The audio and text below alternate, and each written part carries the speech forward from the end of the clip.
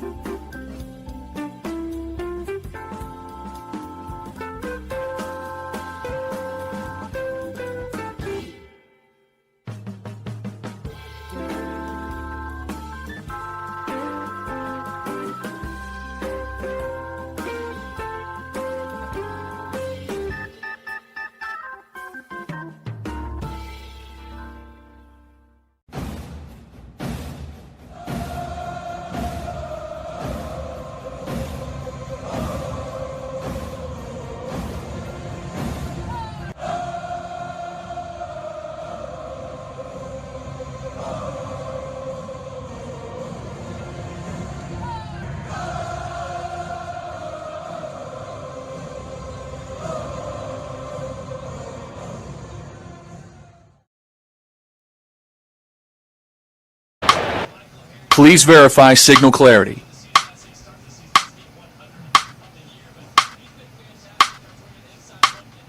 Please verify signal clarity.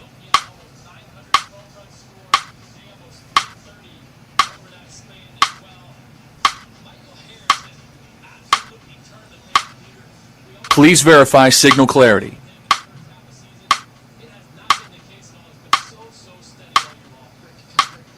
Please verify signal clarity. Quiet, we're on the air. Ladies and gentlemen, we interrupt our program of dance music to bring you a special bulletin from the Intercontinental Radio News. You're in Braves country.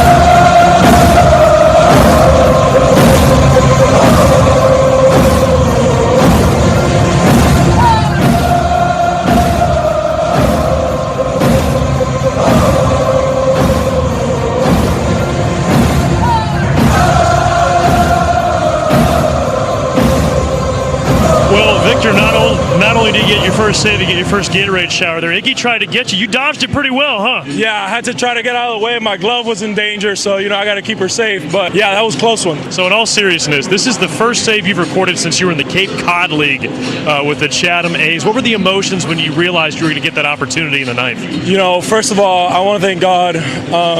This is something that I've been working a lot towards. Been trying to, make my mark, help the team, and most importantly, just help the team win. And just help the team win. That's what I'm here for.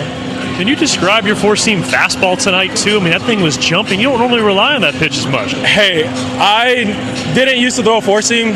When I got here to the Braves, they said throw it, and I just trust in the Braves. I trust in the organization. I trust in the coaches, and there's a reason why we're on top. So I just got to keep trusting that, have confidence in what I do, and everything's going to come out good. All right, before we let you go, what's cooler? First big league save, first big league hit? First big league save, first big league hit. This week, huh? Yeah, which one's cooler? Oh, okay. Definitely the save. Definitely the save. I mean, the hit's cool. 2 RBIs, that's pretty cool. I'll take that, but the save is what we're here for. Right. Well, thank you very much. Appreciate you guys.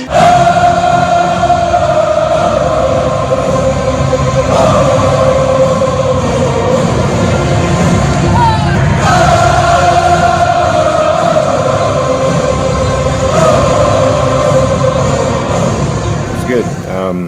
I was very pleased with it. It's kind of been a while since I would consider myself kind of rolling out there, and kind of be comfortable with the stuff and be able to make pitches. So felt really good, and we got some work to do still. A lot of season left. We got to keep rolling. What do you think was the biggest difference today? I mean, the rest. I mean, just recharging batteries. Yeah, maybe. I just kind of hit a wall physically there for a little bit. And then I think it just kind of got things out of whack. And then I was trying to use the cues that I had been that were working, for 10, 12, 13 starts, and it just wasn't working. So I was kind of beating my head against the wall a little bit. And over the past week or so, just kind of sat down, watched a bunch of videos, and tried to figure out what exactly, from a feel standpoint of, the tempo of the delivery and everything. And me and Hef talked about a bunch of stuff, and tonight at times it was good. The sinker hadn't been moving at all, and tonight it was back moving again for the most part. Still had some that weren't moving, but like I said, it was a step in the right direction. So we still got some work to do, but I was pleased with how it was tonight.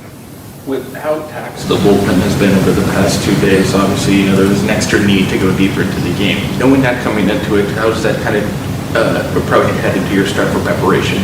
I don't think it changes a ton. I think more than anything, like we've talked about, one of my goals is just going deep into games and give up runs, but going deep into games and making them make decisions early is what I'm always trying to do. I hadn't been able to do it in the past month or so, but kind of same plan tonight. Hopefully get as long as I can to pick the bullpen up when they need a little rest. So sure would like to get 7 there, but thought Medeiros and Denny did a heck of a job after me.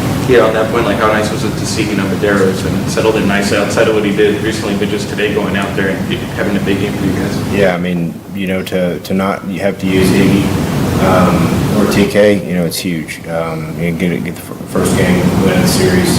So for him to step up there, that was big time. You mentioned physically maybe feeling like you kind of hit a wall. Walt talked about maybe some fatigue. When you're going through that, as far as your arsenal is concerned, is it the sinker that you feel that the most on? Is that kind of the one that's the one that fought you the most? Yeah, probably so. I think also four-seam too. It had been really good at the beginning of the year. Had a lot of life, more life than it ever has. So I think more than anything, you realize kind of subconsciously that it doesn't have the life on it. So you start trying to kind of place it everywhere and trying to pin it in this location. And more than anything, I can handle the fatigue. It's just a matter of I just got way out of sync, and so hopefully, tonight was a step in the right direction. We can get back to that kind of rhythm and the way I'm moving down now. Any more for Bryce? Well, just how cool was it? I know you're probably in the clubhouse, but just to see what Medeiros did out there. Don't get me wrong, it was great. I thought his knock the other night with 2 RBIs was cooler, but for him to step up in the situation we were in tonight and shut the door, it was really cool. Is there a different feeling when somebody does something perhaps that they're not asked to do often? I mean, if Iggy closed this game, you guys are excited, you won 3-2, but is there any type of different chemistry when it's a guy who maybe isn't asked to do that all the time, does it? Yeah, I think not that, anybody ever is going to doubt somebody, but yeah, for somebody to step up in a role that they're not usually in and do the job, yeah, it definitely kind of gets the fellas going. And it's whether he's asked to do that again at some point this year, he's been there. It kind of creates his confidence around it. So him doing that tonight, I thought was big time.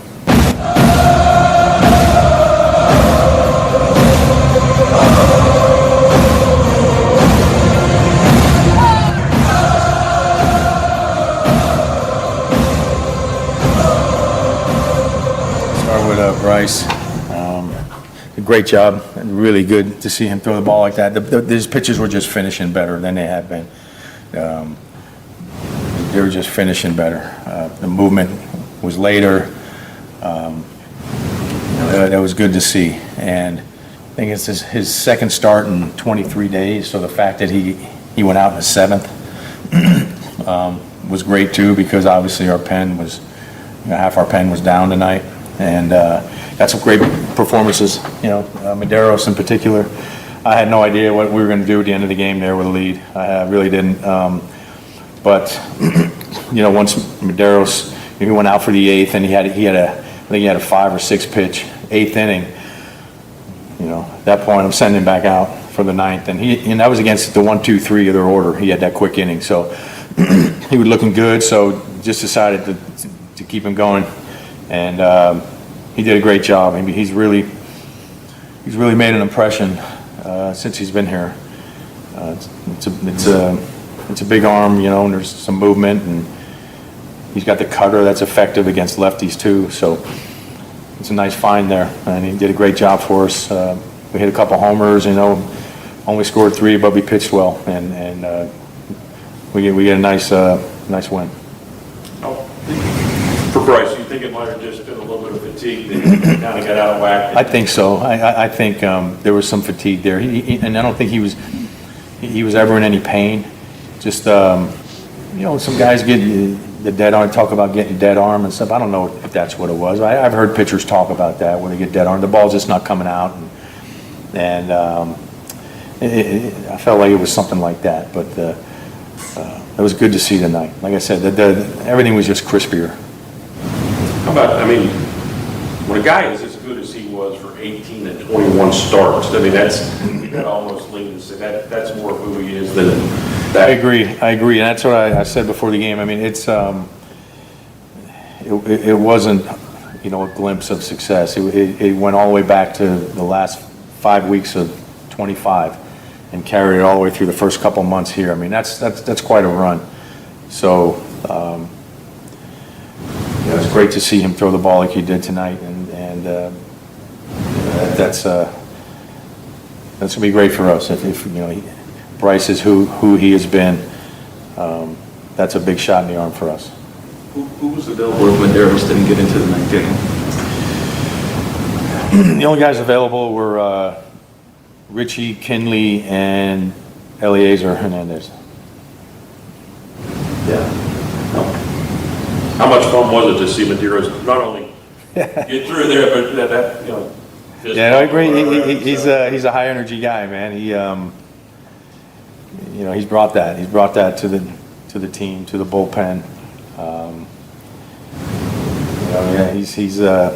It's energy every day, and he's not scared. It's his first major league save, and you would have thought he'd done it a bunch of times. The way he threw the ball and the way he had to deal with the toughest part of the order, and got a lot of tough outs for us. So, great job, man, by Medeiros. Did he try to get it at bat? Yeah, it's probably one and done if I'm guessing.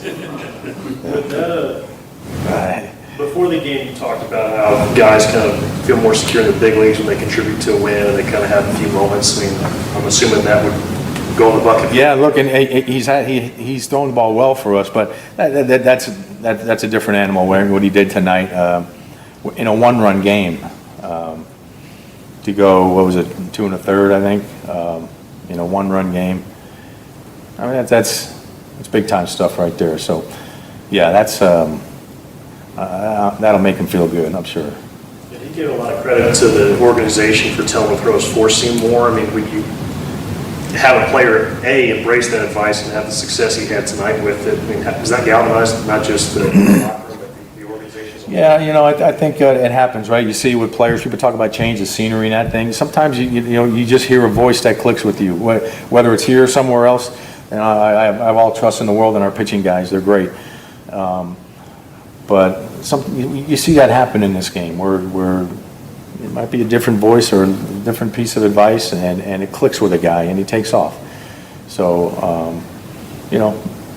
it's looking like that's the case with Vic. You're in Braves country.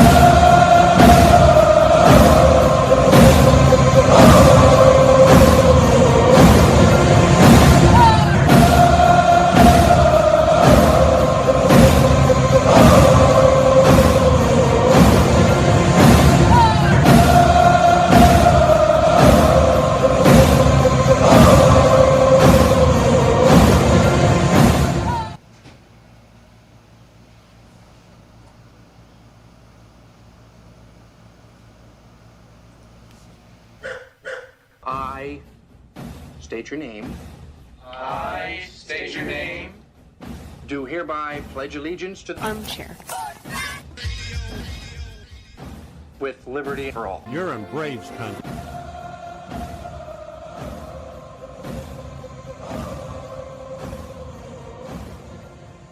Ladies and gentlemen, please direct your attention now to the area in front of the pitcher's mound for tonight's ceremonial first pitch. You can't drink like me, you can't smoke like me. So don't try and be like me. Let's party together. There's something kind of about a kid that's never played baseball. What the hell's going on out here? Well, scared because his eyelids are jammed and his old man's here. We need a live rooster to take the curse off Jose's glove, and nobody seems to know what to get Millie for their wedding present. We're dealing with a lot of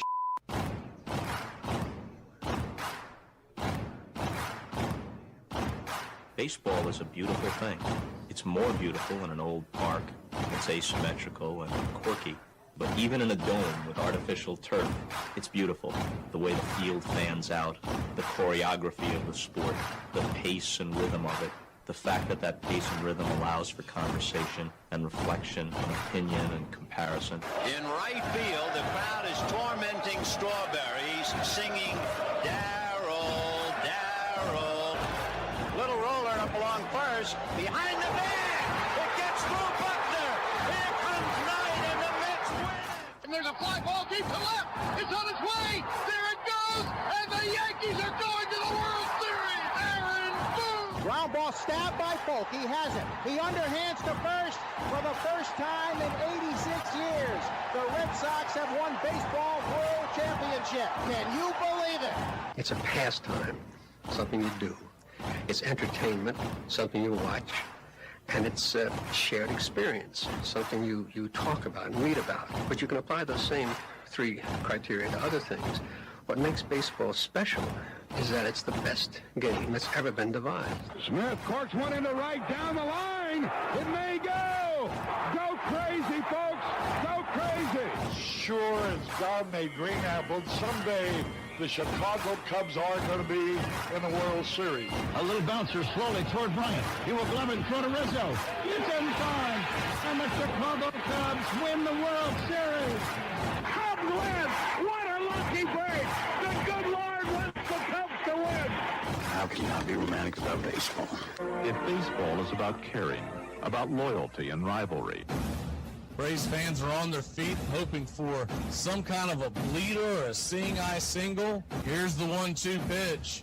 Fastball hit high and deep down the right field line. It's going back, back, back. Is it fair? Is it zip, boom, bam, it's gone. Ram-a-lam-a ding dong, a 3-run shot, and your Atlanta Braves have taken a 1-run lead.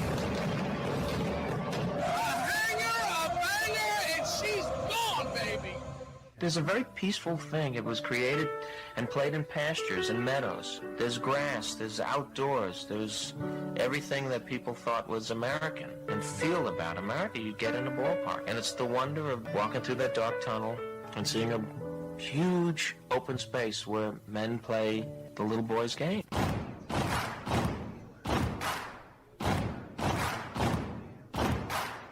people will come. There come caresses they can't even fathom. Not knowing for sure why they're doing it.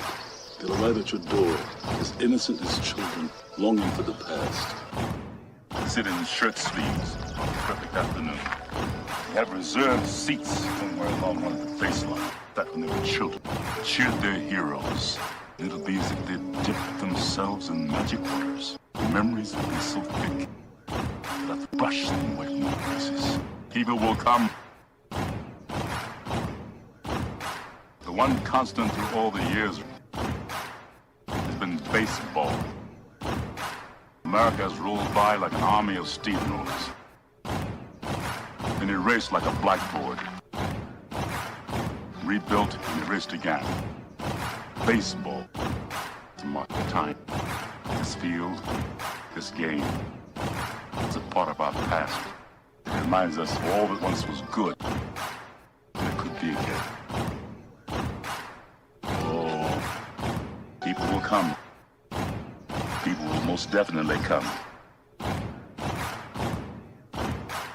We're all told at some point in time we can no longer play the children's game. We just don't know when that's going to be. Some of us are told at 18, some of us are told at 40.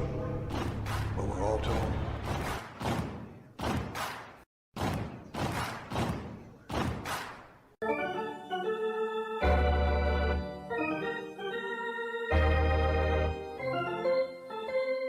I believe in the Church of Baseball. I've tried all the major religions and most of the minor ones. I know things. For instance, there are 108 beads in a Catholic rosary, and there are 108 stitches in a baseball. I prefer metaphysics to theology. You see, there's no guilt in baseball, and it's never boring. It's a long season, and you gotta trust it. I've tried them all, I really have, and the only church that truly feeds the soul day in, day out is the Church of Baseball. Which team do you play for? Well, I'm a... Well, I was just wondering, because I couldn't figure out why you would throw home when we've got a 2-run lead. You let the tying run get on second, and we lost the lead because of you. Touch them all, Joe. You'll never hit a bigger home run in your life.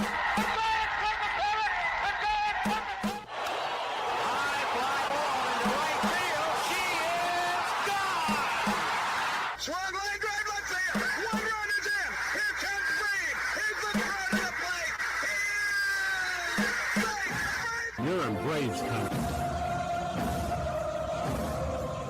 If there's a bigger thing going on right now, I don't know what it is. We're down to one strike here. Gurriel, the last hope for the Houston Astros. Here's the 0-2 pitch. Swung on, bounced over to Dansby. Dansby fires it over to Forrest. And here comes the dog pile. Fire the cannons in the battery.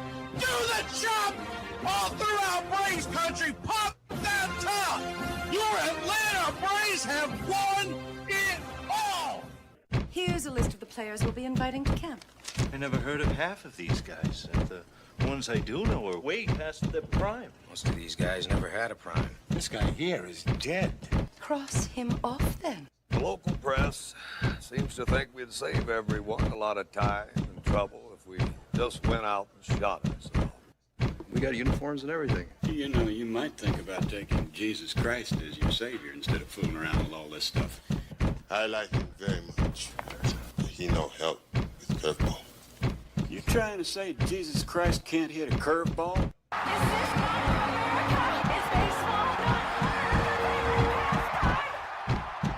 But I'll tell you, these fans are great. Listen to them. Hey, way to go, Rick. All of Ohio loves you. Come on, baby. Come on, Ricky. Come on, Ricky.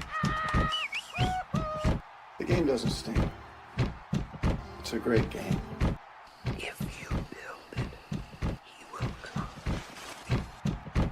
You know, one of the best things about being an ex-big leaguer is getting freebies to the game. Call the front office, bingo. And once these fans recognize me, I probably won't even have to pay for my life here. Down it! I love them. Good seats, huh? You're in the wrong seat, buddy. Come on. Oh, I must be in the front row. Come on. Ladies and gentlemen, welcome. We direct your attention now to home plate. Please remain standing. We call your attention to our band here today.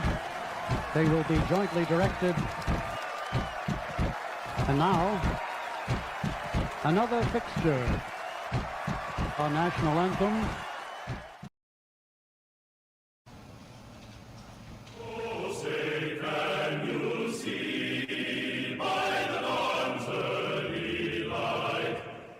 So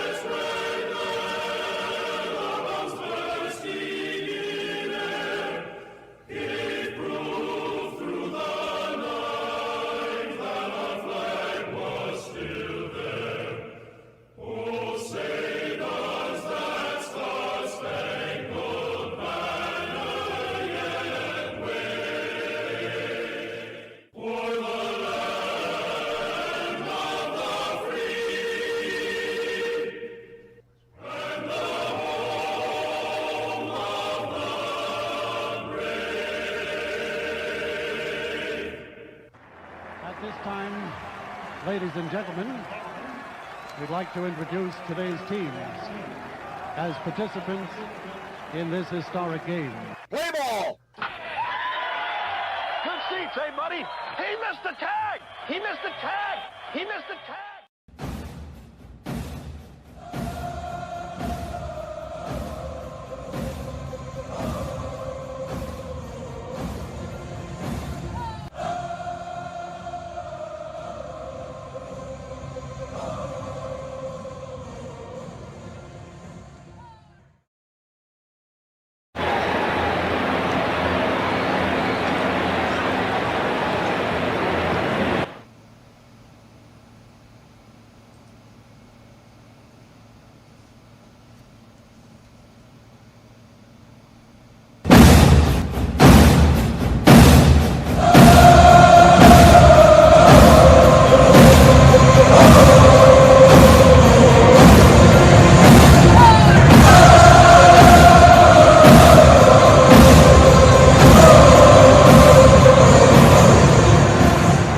On a beer? 7 o'clock in the morning. Scotch? Hey, howdy, hi, and how the hell are you? Pull up an armchair, girls and boys. Pour you a cold one. It's time for Braves Country Baseball. You're listening live, and the scene is Truist Park in Atlanta, Georgia. We're set for pitch-by-pitch, play-by-play, the classic call, Braves Country Baseball. Hi, I'm Mac McGee. It's time to put it all aside for what should be a great game here on the diamond. As we take you out to the old ballpark, kick up your feet, let's take a journey back to the golden age of radio baseball. We'll do our best to paint the picture as the game goes along. Roll call is on the way.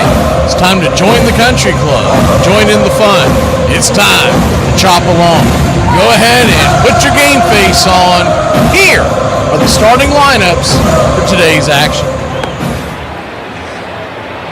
Leading off for the San Diego Padres in right field, it's Fernando Tatis. 7 home runs, 41 RBI, 25 stolen bases, batting .282. Cronenworth batting second, playing second. 3 home runs, 12 RBI, 3 stolen bases, batting .195.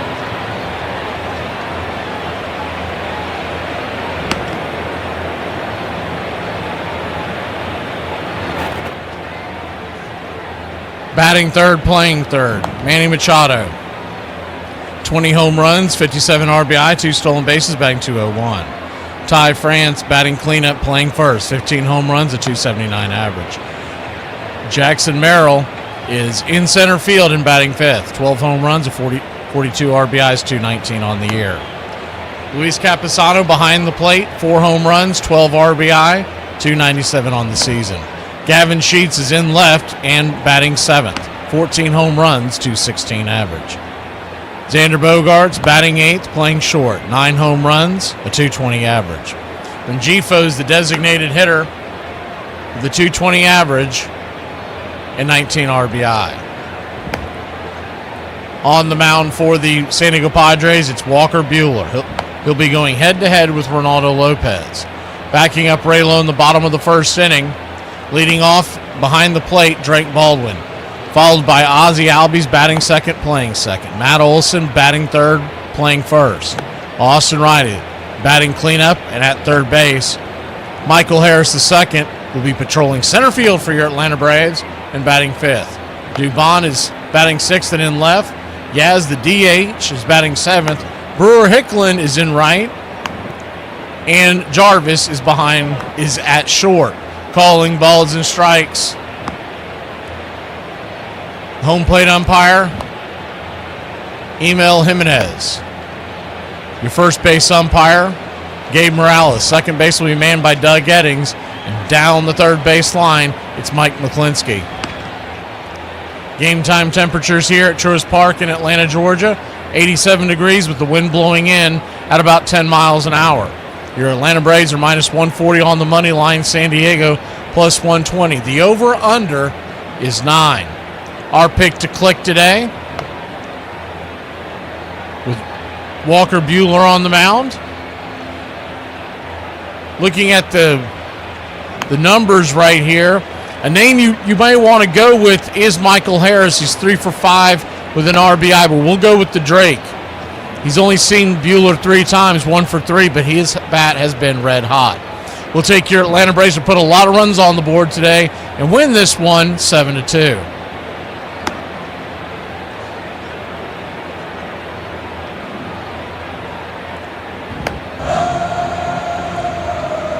San Diego Padres will be wearing their road browns. Yellow writing across the chest is San Diego outlined in white. Same with the numerals and names on the back. A lighter brown as their pants, and the interlocking SD across the brown hat in gold, representing the city of San Diego. Atlanta Braves, top to bottom, white on white. Braves across the chest in red, outlined in navy. Red and navy piping down the center of the jersey and down the sides of the jersey themselves. Red belts, blue ball cap, red bill, and the white A representing the city of Atlanta. From Boston to Milwaukee to the A, the oldest continuous sports franchise in North American history. Braves come in 58-41 today, 30-19 at home. San Diego 49-51, 22-27 on the road. Ray Lowe finishing up his final warm-up tosses. We're just about set for pitch-by-pitch, play-by-play of your Atlanta Braves here on the BCR.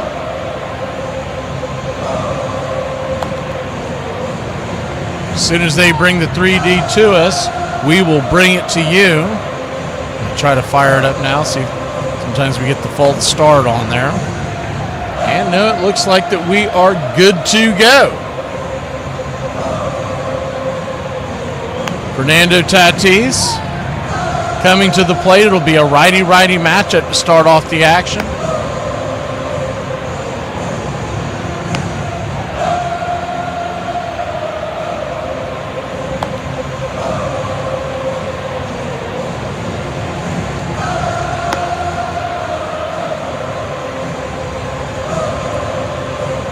Raylo comes set. Tatis comes set, and yes, sir, it is baseball time in Braves country. The first pitch off the plate is outside wide for a ball. It's 1-0. The 1-0 pitch. Check swing right across the inside track. It's 1-1. The 1-1. Kicks and fires, swing, chopper down the third base line, and Austin Riley has no shot at us as it rolls so slow, almost comes to a stop, and it'll be an infield single to start the game for the Padres. Sometimes it's better to be lucky than good, and that was the case there on the first at bat of the game.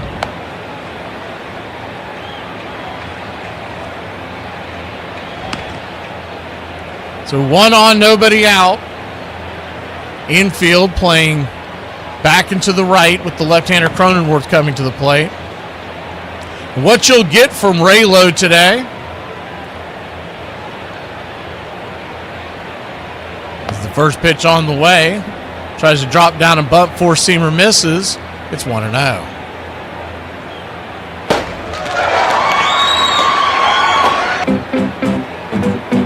Ronaldo Lopez. 4-pitch mix is the 1-0 pitch. Drops a curveball right there. Pretty pitch. 1-1. He'll throw the four-seam 53% of the time, slider 32% of the time, curveball 10, and the changeup at 4%, just to keep you honest. Looks over his shoulder. Comes set and brings it, and that ball is swatted into left field, and they've got runners on first and second, nobody out to start the game here for the Friars.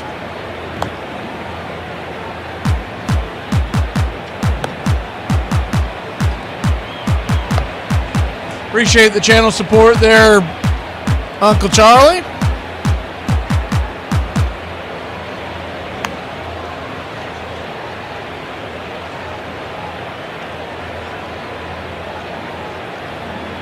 Manny Machado, the batter. A righty-righty matchup. Infield back into the left, trying to play for the double play. First pitch on the way. The slider down and away. Misses for a ball. It's 1-0.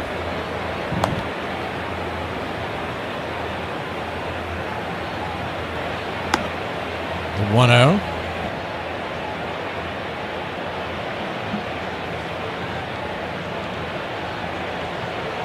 Swing, fouls it back out of play, 1-1.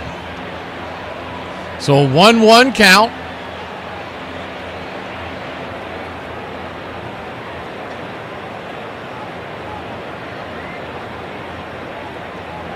Nothing your score. Man Machado batting .201 with a 708 OPS. He has 20 home runs on the season, so you got to be careful. He's been swinging for the downs. Not hitting for a high average, but when he does connect, like he did against Atlanta and San Diego, it normally goes a long way. The 1-1 pitch, just below the knees, four-seamer missing. 2-1.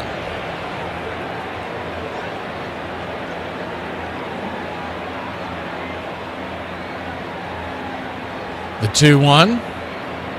Raylo comes set, looking back to second, and flips it up there. Swung, chopped over to short. Jarvis to Ozzie, fires it to first, and that's going to be a double play. Huge double play there for your Atlanta Braves. The runner to second does make it to third, but now there are 2 outs. Man, that was a great job by both Jarvis, who had to catch it on the in-between hop, and then Ozzie having to turn and fire it. That was not an easy throw by any stretch of the imagination. He got Machado by about a step. Righty-righty matchup. First pitch upstairs. Ty France, the batter. It's 1-0. He's batting .283 on the year and .892 OPS. So you got to be careful there.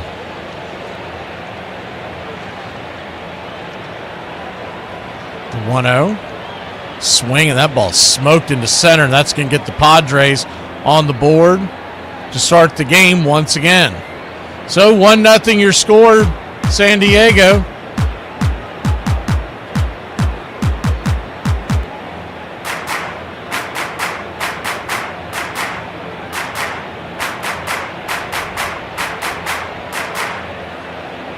Hard hit ball.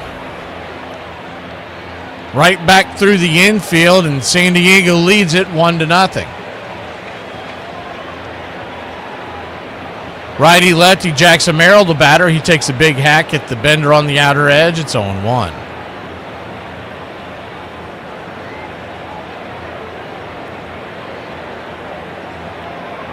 The 0-1. Whoops. Wrong button. The 0-1 fouls it straight back. It's 0-2. I don't think Jarvis is going anywhere. Peta, I don't know what you're referring to, but happy hunting. The 0-2 pitch outside wide, 1-2. So a 1-2 count.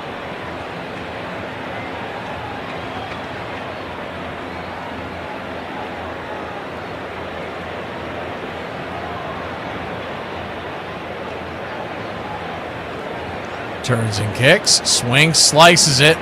Softly hit ball out there to left field, but it will get down for a base hit. And 2 on and 2 out here in the top of the first inning. Not a hard hit ball, just kind of punched it out over the edge.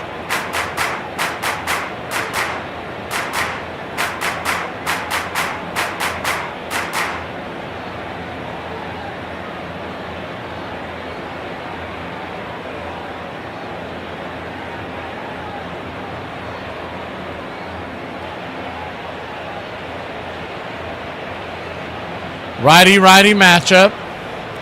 First pitch bringing it, swing and a miss. Slider down and away, it's 0-1. San Diego leads at 1-0. Lopez now facing the sixth man of the order. Still only 17 pitches in this inning, so not a big number there. The 0-1 pitch. Swing. Slow roller back to the mound, and Raylo will underhand it to Olsen, and that'll end the inning. But not before the Padres put one on the board. We've got a one-run game here in Atlanta. We'll grab the sticks when we return.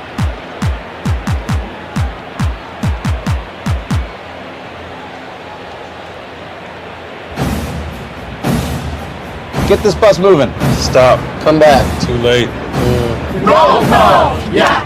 Roll call! You're in Braves country. Good to see you, JC and Mark Ricky Ricardo. Lucy, he's home. Big truck, keep on rolling. Royal PETA. I beg your pardon, we didn't promise you a rosemary garden. Senior Dog. James Ray. Bills fan. Bobby B, you're the coach for me.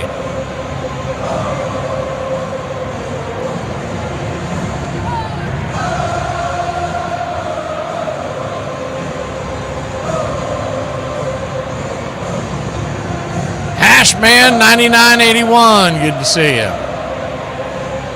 I wouldn't worry too much about that, Peter. If for some reason they lose him, it's because he's been involved in a big time trade. Rich 22, how you do? Sleepy Toe, KC Thinker, Nickel the Pickle, good to see you.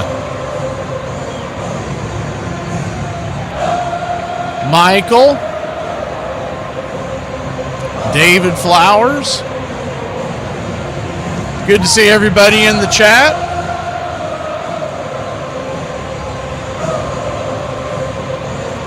As we are just about set here to start the top of the inning. First pitch is a four-seam fastball upstairs. Called for a strike, it's 0-1. Not sure about that. Looked like it just a touch out of the zone, but probably too early to challenge the 0-1. Down and away, it's 1-1.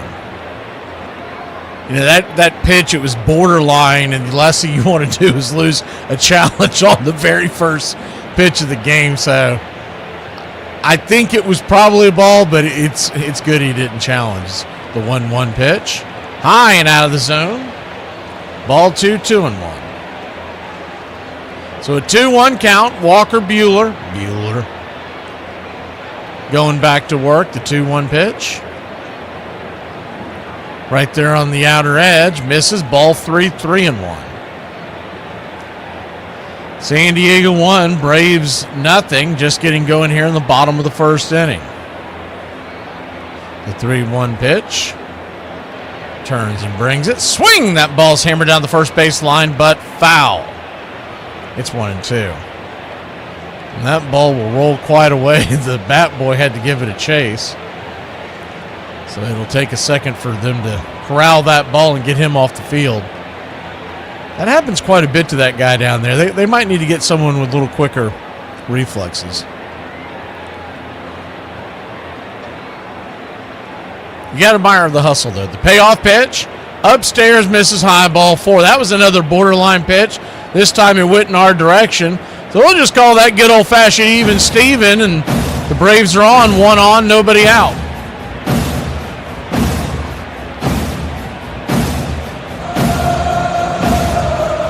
Left to right across the outfield for the Padres. It's Sheets, Merrill, Tatis. Round the horn, third to first, Machado, Bogarts, Cronenworth, and Franz. First pitch upstairs to Ozzie Albies is a strike, sinker, it's 0-1. Campuzano behind the dish. Buehler on the hill. The 0-1 to Ozzie. Upstairs misses high. 1-0.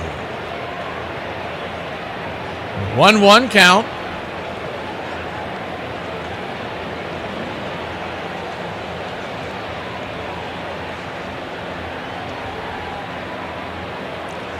And Ozzie will drop a bunt down the third base line.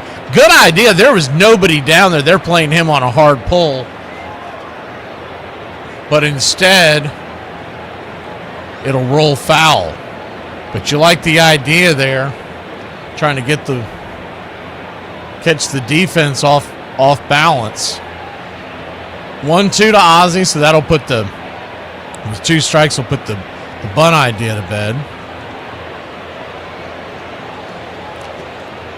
He should really get that craft down and do that more often. It would open up the entire infield for him. The 1-2. Swing lifted.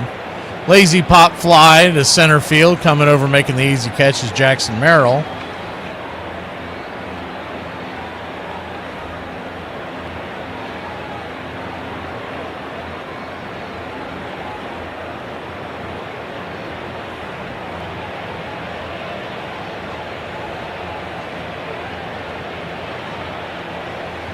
Coming to the plate now, Matt Olson. Righty-lefty, first pitch, misses upstairs, cutter high, it's 1-0. What you'll get with Walker Buehler is a 7-pitch mix. He is a kitchen sinker nowadays. The 1-0 pitch, swing, fouls it back out of play, 1-1. Throws the cutter 23% of the time, the four-seamer 21%, sinker 17%, slider 11%, the curveball 11%, changeup 9%, and the sweeper 8%. So no real dominant pitch in 7 pitches, some would say. As the 1-1 pops it up. High in the sky in foul territory, over in between home and first, and Matt Olson's an easy out, 2 down. If you have 7 pitches, you may not have 1. I mean, you're searching. Let's be honest.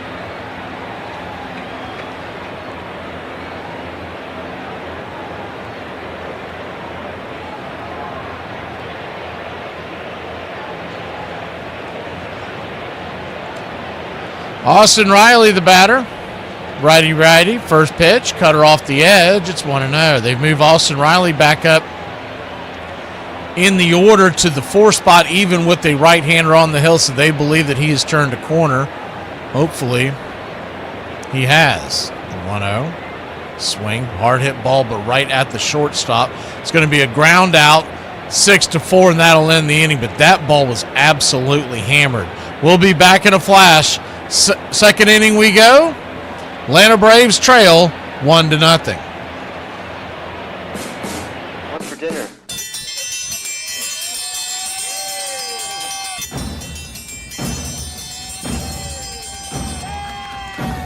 Hey, Chef, what's for dinner? My favorite. What's for dinner? Get in my belly! Blob, the Blob, Blob Barker, Blob of the Hut, and Rub-a-Dub Chub. What do you want for dinner? I don't care. 1 large jambalaya, please. Jambalaya? Think can't fit through doorway. Oh, this is fantastic. You got my shirt at the big and tall shop? When did I make the crossover? I can't feel my hands. You gonna eat your cornbread? It's the wood that makes it good. Oh my God, I'm fatter than the skipper. No and then!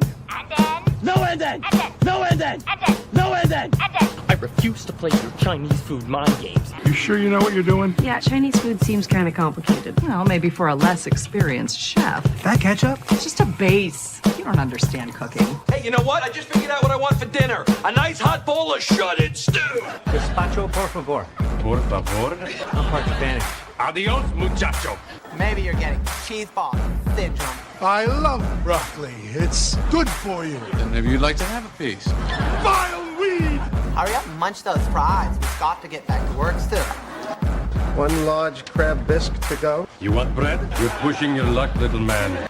You know what? I'm sorry. I've had shredded stew before, and it sure as diddly didn't taste like that. I'll tell you what, a refill on this delicious exotic tea. That's duck sauce. It is good. We're trying to lose weight. Fatty McButterpants. Lay off me, I'm starving. I'm gonna order some pizza. Little neighborhood joint called Domino's. Domino's? Everybody enjoying the food so far? Oh my God, yes. We're gonna come tomorrow night and every other night for the rest of our lives. Oh, and don't cheap out on the tip. We all know you're loaded now. dinner?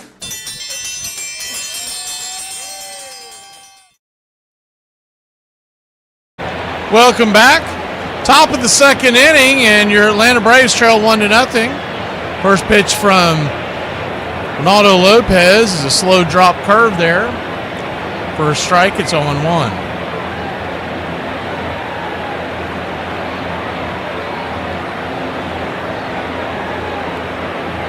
The 0-1. Ronaldo Lopez comes set. Infield is back and to the right. More on that in a second. The 0-1. Misses outside. That'll even it up 1-1. They jumped ahead again in between the innings. I think we got it lined up again. Atlanta Braves outfield. Dubon, Harris, and Hicklin left to right field. The 1-1 swing and a miss, four-seamer. 1-2. And around the horn, third to first, it's Riley, Jarvis, Ozzie, and Olsen. Drake is behind the plate. And it is the Yaz returning from the IL. He is the designated hitter tonight. The 1-2 outside wide. Ball 2, 2-2. 1 run, 4 hits. The San Diego Padres, no errors. No runs, no hits, no errors for Atlanta. The 2-2. Swing and a miss. Filthy slider in the dirt, man. He chased a bad one there. One away. One down, and Xander Bogaerts coming to play. Interesting thing that I saw last night, and they were talking about the Yankees, but it all applies, right, when you're talking about trades. And they were talking about how if the Yankees want to add Mason Miller because evidently he is on the trade bump, the only way it's going to get done is the first pitch is right there, P at the knees, four-seam fastball, it's 1-0. Is it someone, they're going to dangle Mason Miller to get out from under the terrible contract that they gave Xander Bogaerts. Xander Bogaerts batting .220 with 9 home runs. As the 0-1 pitch swing lifted high and deep into center field, going back on the track, crashing into the wall, making the catch is Michael Harris. Money Mike coming through. 75% of this world is covered by water. The rest by Michael, the Hawk, Harris. 2 down. Wowza! Thought he was going to run out of real estate there. Holy Toledo. But on that front, when you're talking about Xander Bogaerts, and to get his contract off, they're talking about dangling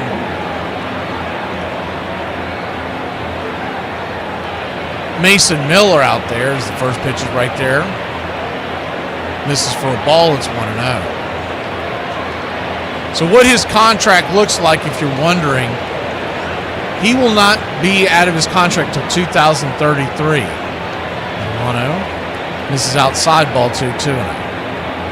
And his average annual salary is about $26 million a year. The first thing that comes to mind is, I know a team who would love to have Mason Miller. I know a team who needs a shortstop. The 2-0 pitch right there, P at the knees, 2-1. But he has declined considerably. So it's a give and take. If you were to make that move, you're going to overpay your shortstop for the next 7-8 years. 2-1 pitch, swing, lifted into center field, and that's down for a base hit. It's a 2-out single for the Padres. Got Iron Lung coming up here in the next half inning. He'll be joining us, something we're trying out on Tuesday nights. Having some of Braves country come in for about a half. Well, it depends on how long the inning is. Some of these innings go by lightning fast. First pitch swinging, and that ball's lifted high into right field, and that will end the inning. So we will be back in a flash when we return. 1-0 your score here in Braves country.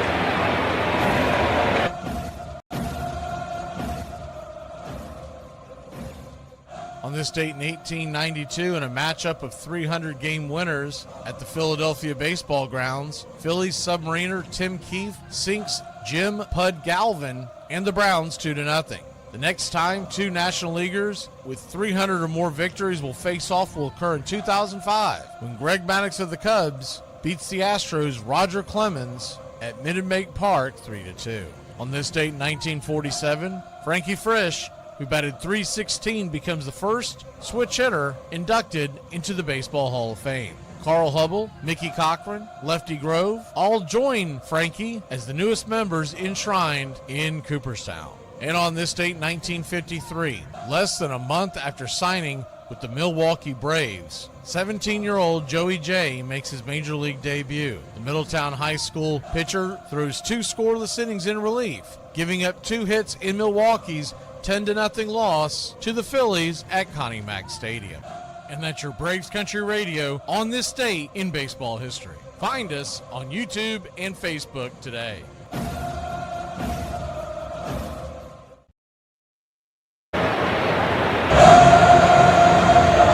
Welcome back.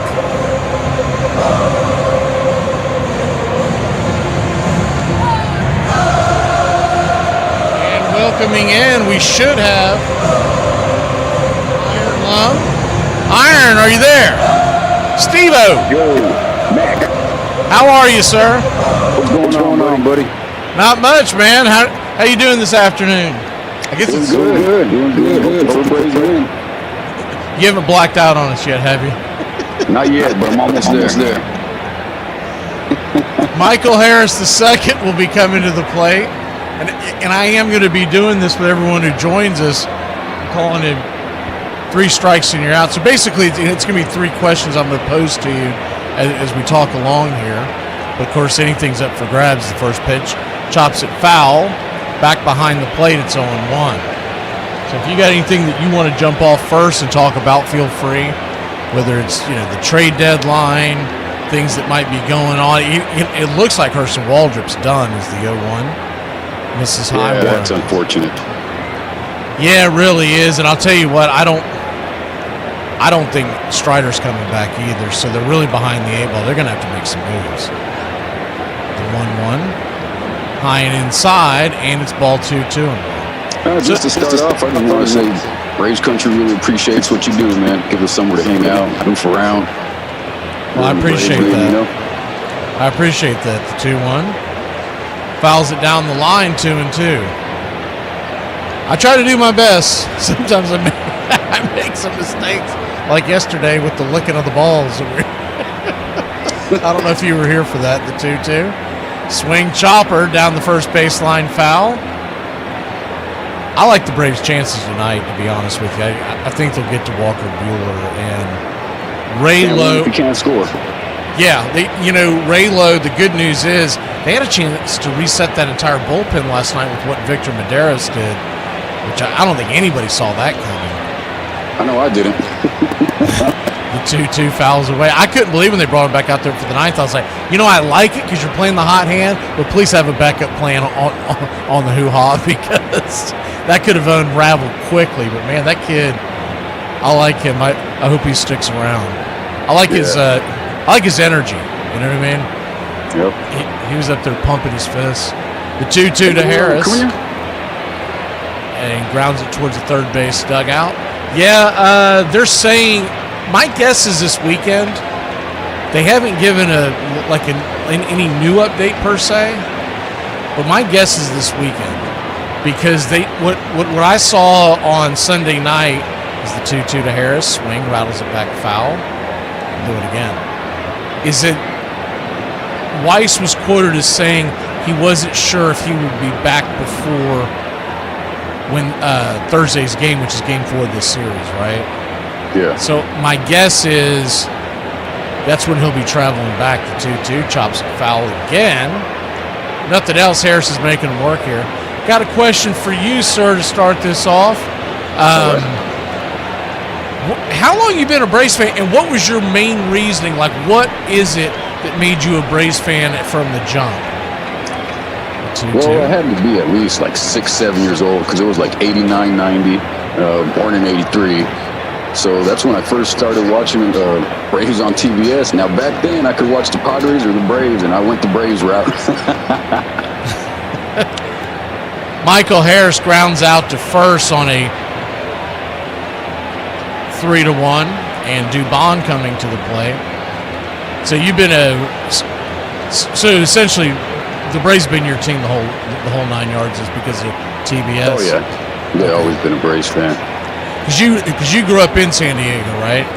Yeah, I grew up in San Diego. First pitch misses outside for a ball. It's 1-0. My second question would be, who's your favorite Braves pitcher of all time? 1-0. Pitcher of all time? That's a tough one to pick. It's a 2-0 count. I mean, you can't go wrong with any of the big three, Glavine, Smalls. Avery, a lot of people forget Avery too, Steve Avery. Yeah, he was the first part of that, and of course when he faded, they went and got Nagel. Yeah. I think he's one of the more forgotten guys that I don't really know why, but I thought Nagel was really good. Him and Kevin Millwood. I've always been a catcher guy, so I like the Javi Lopez's, the McCanns, As that pitch misses down and away, and Dubon will take his free pass down to first. So your favorite everyday player is who, Javi?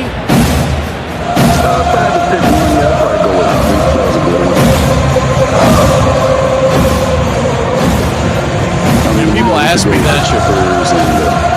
Yeah, like I said, I'm a catcher at heart. Mike Yastrzemski comes back for the first time in a long time, about off the IL, first time in about 2 weeks. Takes the first pitch down and in. It's 1-0. He's the designated hitter tonight. So evidently they're just trying to ease him back in. People have asked me that question a million times, and it changes on the day because is the 1-0 right there for a strike, 1-1. Like as a fan growing up, it's probably Chipper Jones. Yeah. Just because he's from the Jacksonville area, and I identified that with as a young kid. As a real young kid, it was Dale Murphy. Forget about it. The 1-1. Four-seam fastball evens it up. And I think Yaz is going to challenge this, so let's see what we get here. Did you like Simmons? Or, I'm sorry, Campazano is challenging this. They called it on a 2-1, and it is a strike, so he got that. What did you say? I'm sorry. Andrelton Simmons, did you like him? Yeah, I liked him a lot. Rafael Furcal, I loved watching him just run the bases more than anything else. Furcal had a gun at shortstop. He did. Simmons did some things at short that I don't know if we'll ever see again in Braves country. The 1-2 pitch is popped up. That should be an easy fly ball. Sliding catch there in the foul territory by Machado. Good play. 2 down. So I got a question for you, Mac. What's that? So, what would you say is the toughest part of doing Braves country? Because I imagine it's a lot of behind the scenes hours and a lot of work. Yeah, I'd say, well, the things that people don't see, which is all the production, putting all the production together, I'd say is the first pitch upstairs, swing and a miss strike, it's 0-1. Obviously, the best part is doing the actual game. Like, that's why I do this. Yeah. But all the other stuff in the background that people don't see, that's probably the toughest, all the hours that are put in. I feel like sometimes I work harder in the offseason than I do in the regular season because all the production is the 0-1. They said he went around Brewer Hicklin, the batter, it's 0-2. But I've fallen in love with it. I didn't know if I was going to like it as much as I did because being a big Braves fan, I thought it would be really difficult for me not to sit there and cuss, and just get emotional. And I know I still get emotional, but I try to home it in a little bit. The 0-2 misses high 1-2. Because there are times when they're going through it, they've lost 13 of 17. I try not to sound like a Debbie Downer on the air, but that's a tough part of it. It's rough. It's rough. And then as far as like the everyday doing the game, the toughest part is probably when you get just the jackasses that come in that aren't really a part of Braves country, and they're just being they're being antagonistic because they basically have no life, right? The trolls, right? And so that's my least fair. I don't know if that's the toughest part. The toughest part is probably just all the hours doing all the production. But I still love it. I wouldn't do it if I didn't love it. Is the 2-2 down and away 3-2. the whole idea behind it when we got this thing rolling was I didn't want to be like what you can grab on TV or on the radio. I wanted to be different. It's a 3-2 down and away, and that's ball 4. So we got 2 walks and something brewing, 2 on and 2 out. Deuce is wild. They're going to go take a little mound visit out there as Ruben Niebla, the pitching coach of San Diego. But, I mean, honestly, like I think the most gratifying part of the entire thing is be able to do this with y'all night in, night out. And just, we lose together, we win together, but regardless, it feels like a family where we're like, all right, let's get through this damn thing. And when we're winning, it's all gravy train, right? And biscuit wheels. When we're losing, the only thing I hate is when everybody starts turning on each other.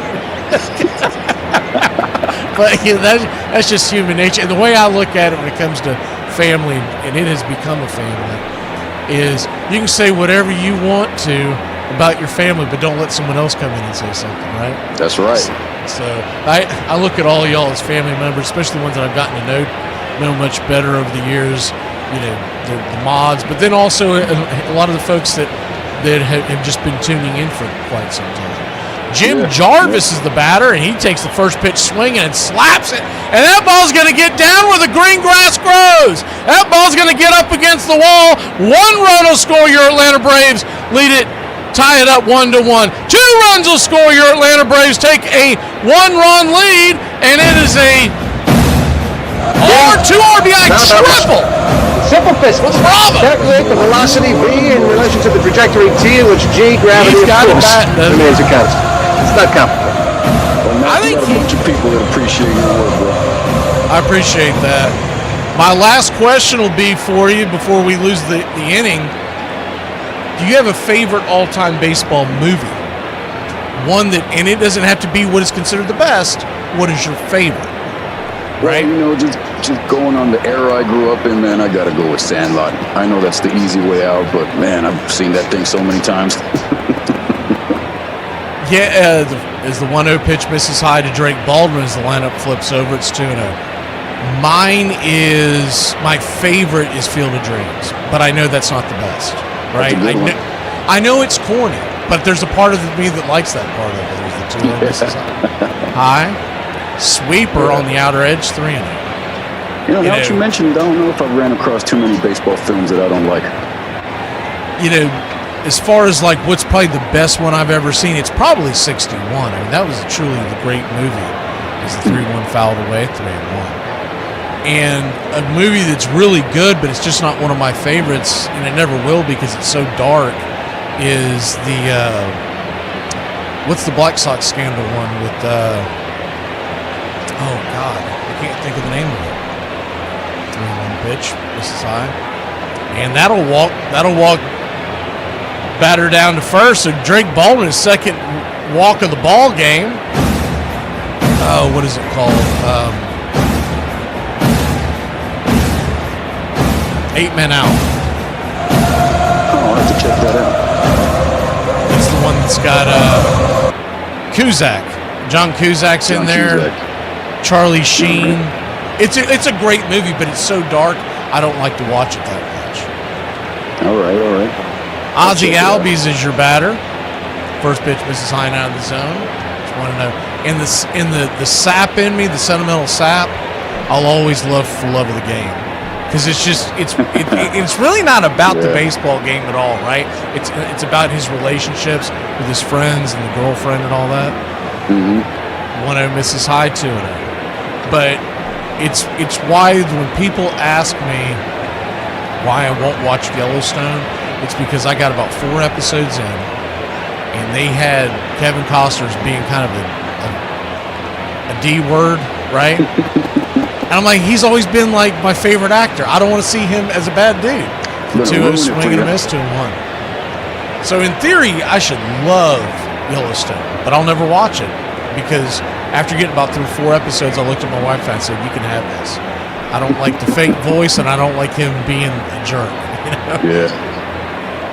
2-1 to Ozzie as the Braves lead it 2-1. Well, Iron Lung, you've been good luck here so far, bud. We got the. You know it. When did you first come into Braves country? I was trying to think of that today. How long you've been on? I actually missed the 2021 World Series, but I think it was right after that. It had to be in 22, maybe. Okay.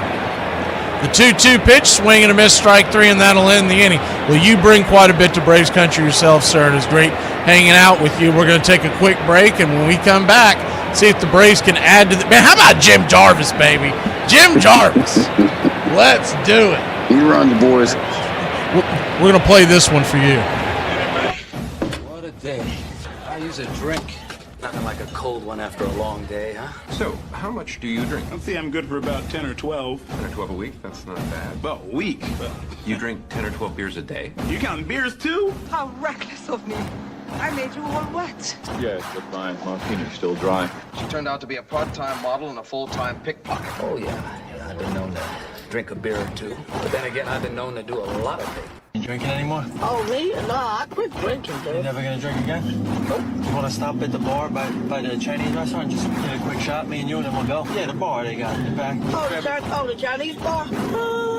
Okay. What's shaking? All 4 cheeks and a couple of chins. I thought you said they didn't have alcohol. Run back to your mix master.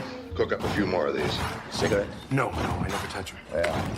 I suck them down like Coca-Cola. I expose people to magic. I expose them to something they're never otherwise going to see in their boring, normal lives. And I gave that to them. I may forget about them tomorrow, but they'll live with that memory for the rest of their lives. And that's a gift, man. One of the women said that she was afraid she might OD. I thought that was a lemon drop. I didn't think it was tequila. What's that got to do with me? You and me are gonna have a small talk later on. I'll be busy thinking of things to say. Doesn't your wife ever complain that you never spend any time with her?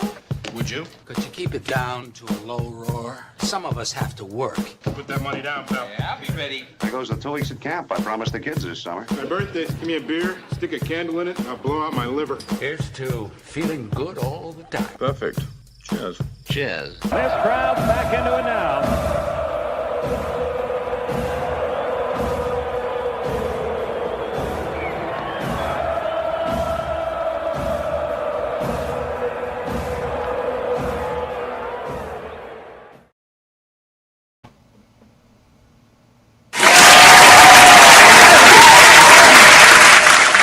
Welcome back. Thank you, Iron Lung, for joining in, man. Appreciate you hanging out with us and coming in, stopping by and say hi. Braves lead it 2-1. It's always good to, I think it's going to be good to get to know a lot of y'all on a personal level as far as, you know, actually put a voice to the name. As the pitch is in the dirt, it's 1-1. I thought Iron did an excellent job. The 1-1 pitch. Check swing. Did he go around? Misses 2-1. One thing I did learn on that is I need to just put it on the overview in case I can't keep up with all what's going on. It's a little difficult to talk. Hold a conversation on the radio side of it and give the play-by-play as the 2-1 misses inside 3-1.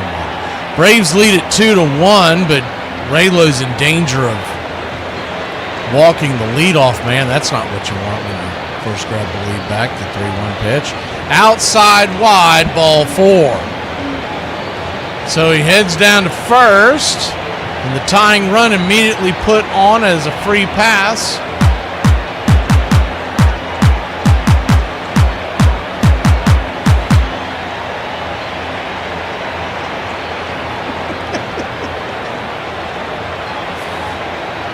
That's how I ended up in this business, Iron. Righty-righty matchup, first pitch. Slider at the knees. It's 0-1. Manny Machado grounded to a double play. We'd take one of those right now. Infield back into the left. Ozzie playing close to second for that double play attempt. The 0-1 pitch. Down and away, 1-0.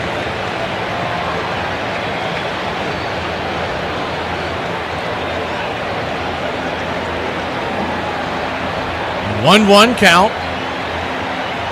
Braves lead it 2-1. 1 run, 5 hits for San Diego. The 1-1 pitch as the runner takes off, fouled away.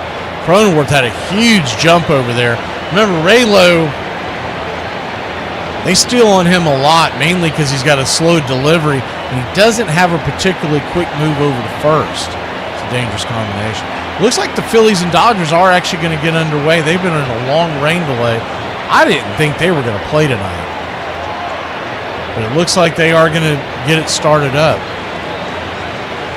1-2 pitch, swing and a miss, strike three. Here comes the throw down to second base.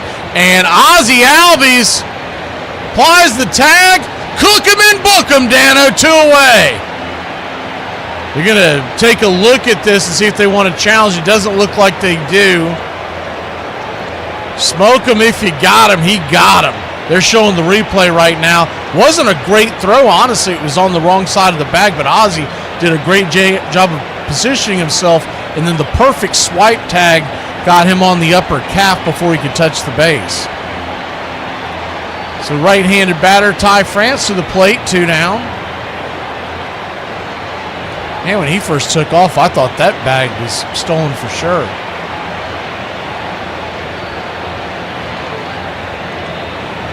The 1-0. Downstairs on the outer edge, 1-1. Ty France, 13 for 26 his last 8 games. 3 doubles and 5 home runs. The 1-1 pitch, swing and a miss slider, 1-2.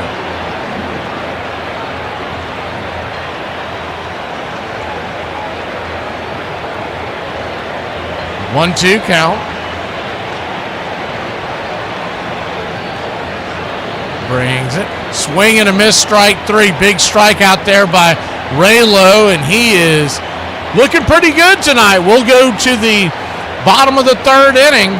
2-1 your score here in Braves country. I've come to the conclusion that when I have a child one day, I would like to name him or her Gotham, because could you imagine how great it would be for when it's late at night, baby's crying its head off, and then your wife leans over and whispers, "Gotham needs you"? That sounds amazing. Popeyes, I have a bone to pick with you. I'm scrolling through the Popeyes app, and yes, I have the Popeyes app on my phone. Judge your mother. I clicked on the special offers tab. These discounts are not discounting enough for me. I'm expecting to see a chicken tender meal for $3.99, or not no $25.99 for a mix and match family meal. 25% off a 3-piece tenders combo for $10.12. I remember when this was like $7. Howdy, I have a 5-piece signature chicken, 2 Condon. How is 5 pieces of chicken feeding 2 people? So one person gets 3 pieces and one person gets 2. Maybe I'm just too fat and too cheap. When I think about the now Cleveland Guardians and some of the near misses, I've always thought that the epic stories have to have near misses. It's not enough to just be unrelentingly bad and then all of a sudden you win the World Series. The Cubs, near misses before they finally broke through in 2016. The Red Sox, more than any team that you could possibly mention, so much of that so near and yet so far aspect before they finally broke through in 2004. Cleveland, between 1948 and the mid-90s, really didn't have that. There wasn't any, oh, if only, and let's replay this. No, since then, excruciatingly close. 95, 97, 2016, early 2000s up 3-1 on the Red Sox in an LCS. So close. Yeah, and trust me, it's almost like a badge of honor for some Clevelanders. Welcome in, your home for the classic call, Radio Baseball. Welcome back. First pitch on the way. Matt Olson, the batter.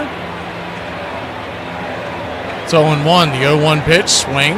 Fouls back that knuckle curve. 0-2. The 0-2 count. Righty-lefty matchup. Kicks and fires. Swing, pop-up. High in the sky. And underneath it, for out number 1, is Gavin Sheets, F7 on your scorecard.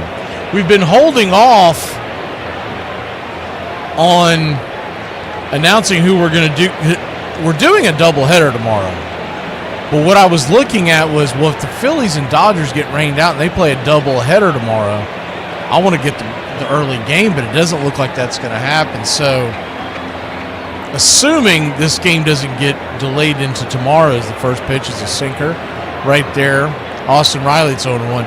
Garrett Cole's on the mound for the Yankees, and I believe that's the game we're going to grab. But the 0-1 swing and a miss. It's 0-2. The 0-2 count.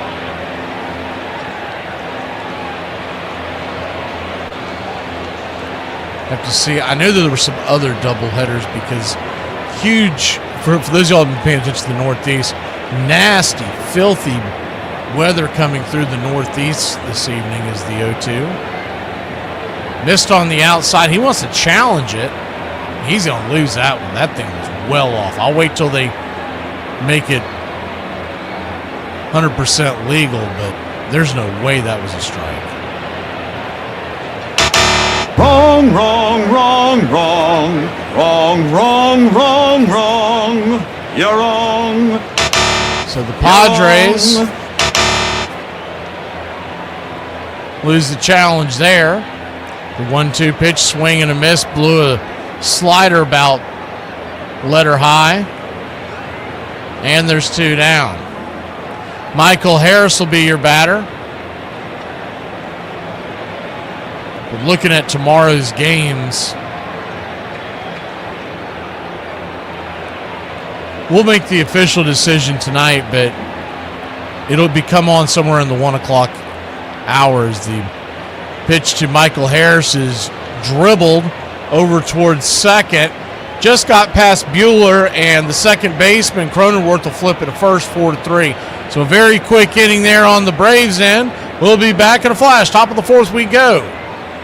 Leading by 1 here in Braves country. You drinking anymore? Oh, me? No, I quit drinking. Never gonna drink again? Nope. You wanna stop at the bar by the Chinese restaurant? Just get a quick shot, me and you, and then we'll go. Oh, the Chinese bar? Yeah. Okay. Oh, crap. Can I help you? No. What are you doing here? I'm really sorry. I was going to Ding Dong ditch you guys. I'm super sorry. Did your dad know you're out here doing this? I will call him right now. Yeah, he does know. I doubt that. What's the holdup? I've been caught! Is that your dad? Yeah. Run! You gotta go! So what do you think? I don't know. I really like Jeff, and I'm not dating anyone else. I mean, not that I would date 2 guys at the same time anyway, because in grade school, this nun told me if I kissed 2 boys in the same day, their spit would mix in my mouth and it would kill me. Religion is fantastic. It seems like the community, and now that we've lived there 36 years, it is our home, even though I wasn't born and raised there. I didn't go through the Bernie Kosar, the drive, the fumble. Then it was Michael Jordan and the shot against a great Cleveland Cavaliers team that at that time, they were better than the Bulls. Michael Jordan made a great play, and that was kind of the coming out party of what we would learn how great Michael Jordan was. Every tragedy sports-wise in Cleveland always had the drive, the fumble, the shot. And the decision when LeBron left, right? Right. 95, people were so euphoric, Bob, because it was like we were the only city not impacted by the strike. We picked up right where we left off, and getting to the World Series was beyond comprehension for people. And so getting there and losing to the Braves, it was disappointing, but everyone was like, we're going to be there every year. Might as well call me a secondary street in the South the way I'm not getting plowed anytime soon. Welcome back. 4-seam fastball. Jackson Merrill smacks it back to the back screen. Start off the inning. It's 0-1. Raylo, 44 pitches into the ninth as we start the 4th inning. So right where he wants to be on a pinch count. He's got 3 strikeouts. The 0-1 pitch, swing lifted. High and deep, going back on the track, and she's gone. A solo shot, and they have tied the game up. It is 2-2.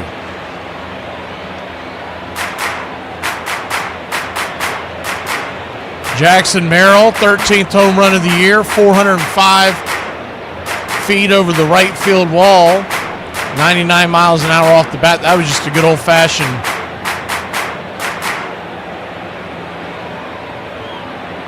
hanging curve, a cement mixer. He did not miss it.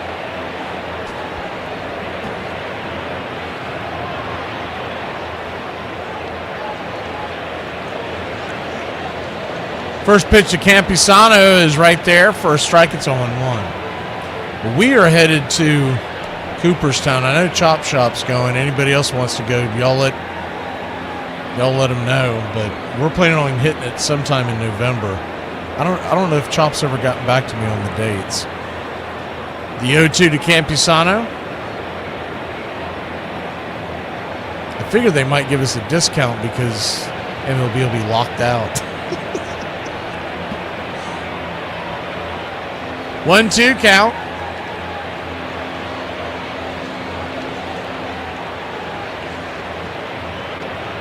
Turns and kicks. Caught looking, strike three, four-seam fastball. Man, that jumped on me. He was sitting on the outer edge, Drake was, and I was just assuming it was going to be another slow pitch coming on the edge. And that thing went right down the pipe and bang. That might have been his fastest one of the night. 96 miles an hour is what they're showing on the radar. That was a pretty pitch. First pitch on the way, down and in. This is for a ball. It's 1-0.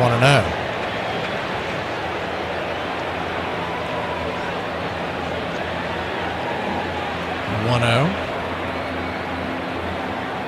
Right there. Another good four-seamer. Another one hitting 96. That is shades of when he first came on in 2024. Man, if he can start commanding that 96. 1-1 pitch, misses outside. 2-1.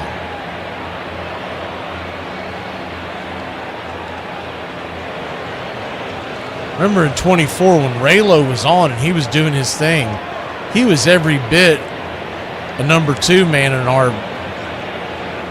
As the 2-1 misses high, did he go around? He did not. 3-1. He was every bit of a number 2 starter, but injuries and velo going down has since made us kind of forget those days. But 3-1 pitch, swing and a miss, slider, full count. He's given up a total of 6 hits, which you don't love, and the hanging home run, but he definitely looks better than he did a month ago. The payoff pitch in the dirt, ball 4. It's going to be walk number 2 for Ronaldo Lopez. 4 strikeouts, 6 hits, 2 runs.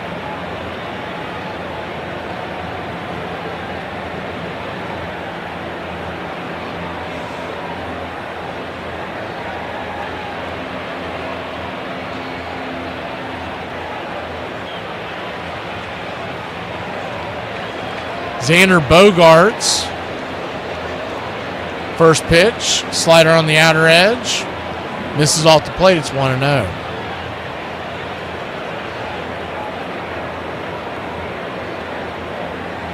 Now, is Nick getting married or is he just going to a bachelor party? The 1-0. Drops the slider right there, 1-1. Most of his benders have been pretty good today. It was just that hanger to Jackson Merrill that you'd like to have back. Philly's taken a 1-0 lead over L.A. in the bottom of the first. Wrobleski is on the hill for Los Angeles. 1-1 pitch, swing, fouls it back, 1-2. And it's Zach Wheeler on the hill for Philly.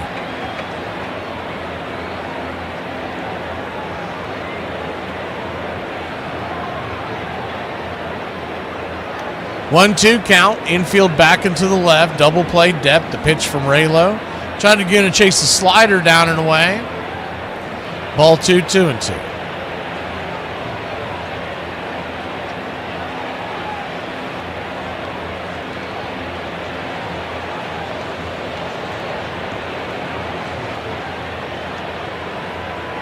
The 2-2.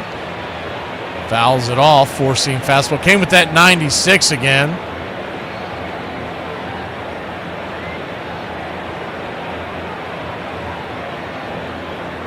He's bringing that fastball tonight. This is the fastest I've seen him throw his fastball on a consistent basis since coming back from injury this year. The 2-2. Lopez brings it, swings, slaps it into left field. That's down for a base hit. Cutting it off is Dubon. Here comes the throw to third. Going to be a close one, but Sheets will beat it by just about, we'll call it a half a step on the slide, and it's going to be a 1-out double for the Padres. That pitch was just a little too much inside. He was able to rake it down towards the left field corner.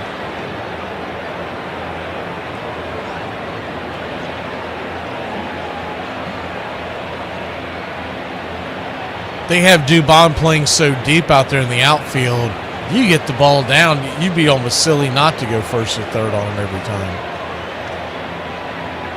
So the infield now is playing halfway in. You don't love this. First pitch on the way is upstairs. Slider for a strike. It's 0-1. I'd rather stay out of the big inning than just give up.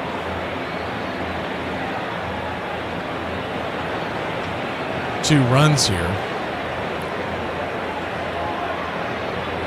But hopefully it'll work out. The 0-1 pitch to Rengifo. Swing, chopper, back up the middle. Only play is to first anyways. 6-3 on the put out. The Padres take the 1-run lead.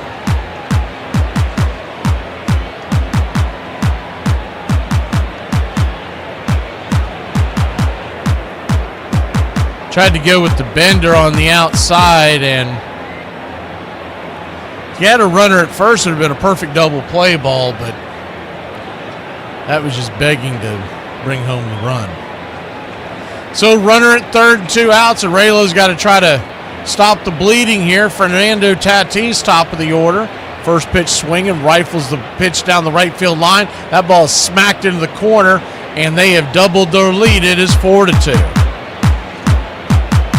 A 2-out RBI double. 106 miles an hour off the bat. It was on the outer edge, and he just shot it to the right field corner. And Drake is headed out there to the mound, see if he'll have any company. Cronenworth coming to the plate. 4 runs, 8 hits. That's the big one. Hefner out there to talk to him. He's at 64 pitches, but he's thrown quite a few here in this inning. Memory serves, I believe he is at right at 20 pitches right now for this inning.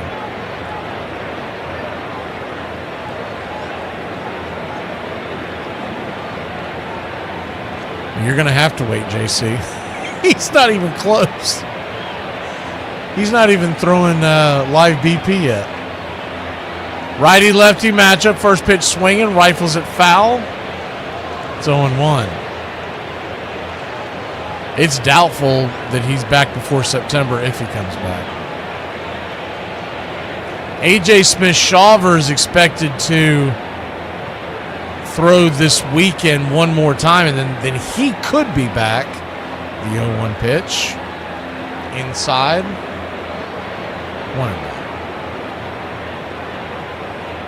So a 1-1 count.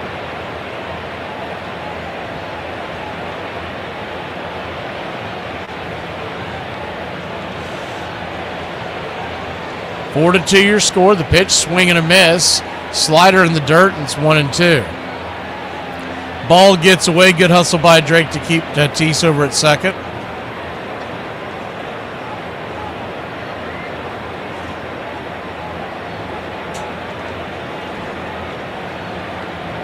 Couple of pitchers getting up and getting loose, but not necessarily looking like that they're going to enter the game. But guys like J.R. Ritchie, you see him stretching in the bullpen. The 1-2 pitch in the dirt. 2-2. Deuce is wild. Braves trail by 2. Runner at second. A 2-2 count. Once again, 2 outs here in the top of the 4th. Raylo. 68 pitches in. 69 will have him doing fine. Swing and a miss. 4-seamer, strike 3, and that'll end the inning. But not before the Padres put 3 on the board. The Braves trail by 2. We'll be back in a flash to get them back here in Braves country. Y'all ain't gonna believe this, bro. Man, I was just going to the house, preparing for my meal, bro. I'm trying to get some tacos. See, you know how it be. I'm going through the aisle. I said, hold on. I done passed the damn aisle, so I turned back around. I see a brother he like, hey, man. I'm like, hey, man. He like, bro, I'm just looking for $1 to get something to drink. And he was like, you wouldn't happen to have it on you. And I was like, you damn right I ain't got it on me. But then something hit my spirit. I said, Lord, too many folk done gave me money, so I'm going to be a blessing. It hit me all just that quick. So I handed him $5. I turned around, I felt a wind brush past me. I turned back around, he gone, y'all. I'm like, ain't no normal man gonna better just walk out the store like that. Something amazing about to happen. It happened a couple weeks ago. Ever since then, I got a promotion to start off. Not a promotion, but a raise, you know what I mean? I got a raise, but they cut my days. If you asked Mike Hargrove today about 1997, the lead in the bottom of the ninth inning of Game 7 in Miami. Jose Mesa. Somebody asks Grover today, Grover, when did you finally get over that? And his answer is always, I'll let you know when it happens. The 0-1 pitch. A liner off Nagy's glove into center field. The Florida Marlins have won the World Series. That was disheartening. And we had other really good teams in the mid to late 90s winning 5 straight division titles. But Joe Torre's Yankees were so dominant with that core 4 and their pitching. The only team in 98 when the Yankees won 114 and apart from the LCS blitzed through. Yes. They swept the Padres in the World Series. The team that gave them a run was Cleveland. Yep. And the Cleveland Indians are headed to New York. Their 3rd appearance in the American League Championship Series in the last 4 years. Hey, how was girls' night? It was alright. Can I see your phone? No, you cannot see my phone. So you're hiding something? I'm not hiding anything. You're just like my last boss. I do not. Welcome back. Mauricio Dubon, Atlanta Braves trail 4-2. Bueller. First pitch swing and a miss is a strike. It's 0-1. The 0-1 pitch swing, pop up. Can of corn. First base, foul territory, 1 away.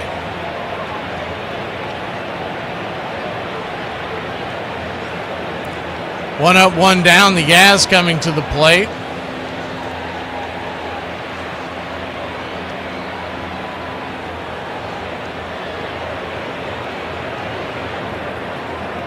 Righty, lefty. First pitch to Mike Yastrzemski. Four-seamer right down the pipe. It's 0-1.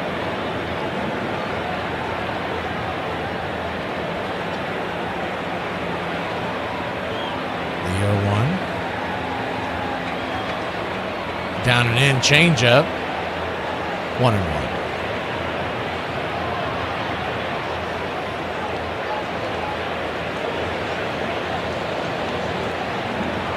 One count.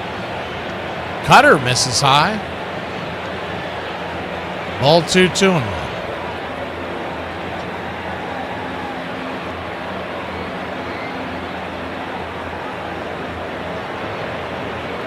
On the way, swing, pop up. High into right field, not very deep. Lazy fly ball. And quickly 2 down.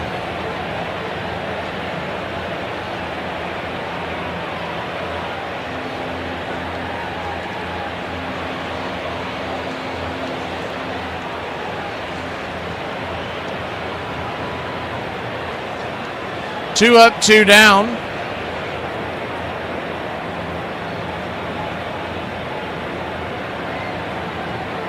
First pitch upstairs, cutter misses high to Brewer Hecklins, 1-0.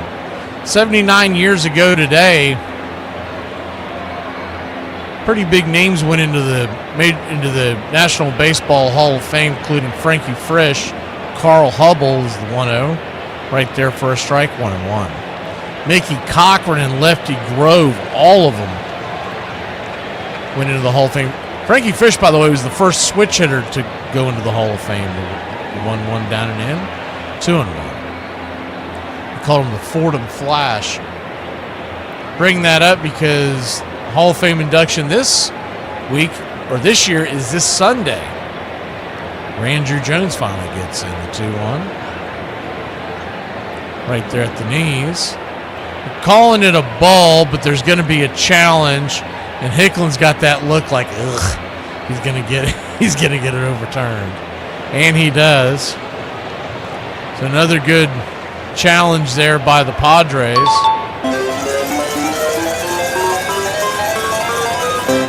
Home plate umpire Mil Jimenez has had egg on his face quite a few times in this game. The 2-2. Swing and a miss, blew it right by him. Doors off and all, strike 4. Strike 3, end of 4. We'll go to the top of the 5th. Braves trailing by 2. Drop the big one. Well, since when are you the quitting kind? What? Over? Did you say over? Nothing is over until we decide it is. And it ain't over now. Who's with me? Let's go! I don't have to tell you things are bad. It's depression.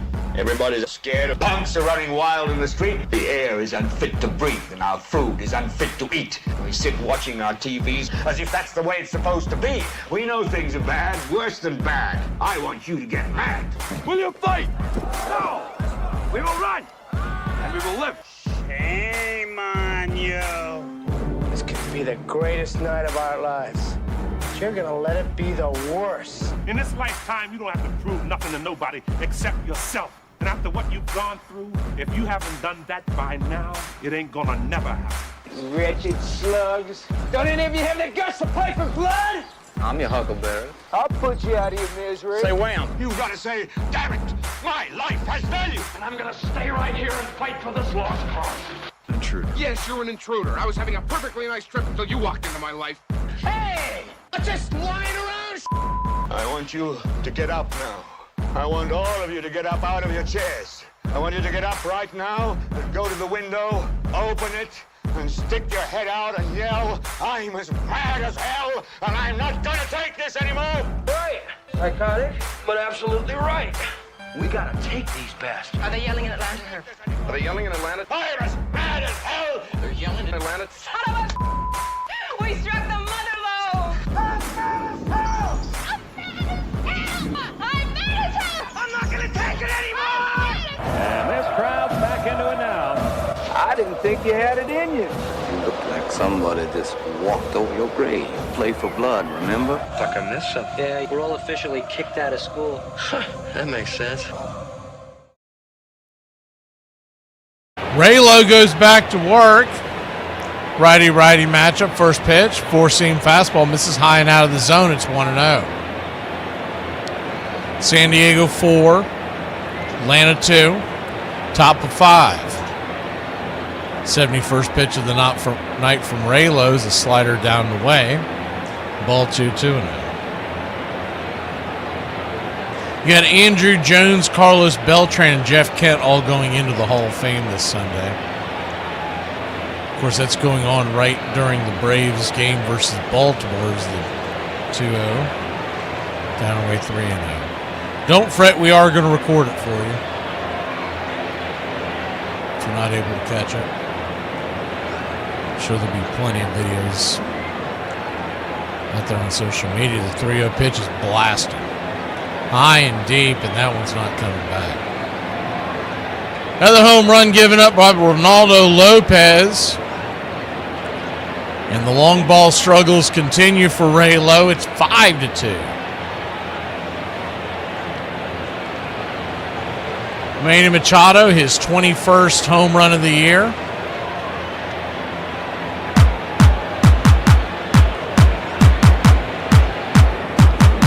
That ball was scalded. Came right into his wheelhouse. You couldn't put it on a tee better than that.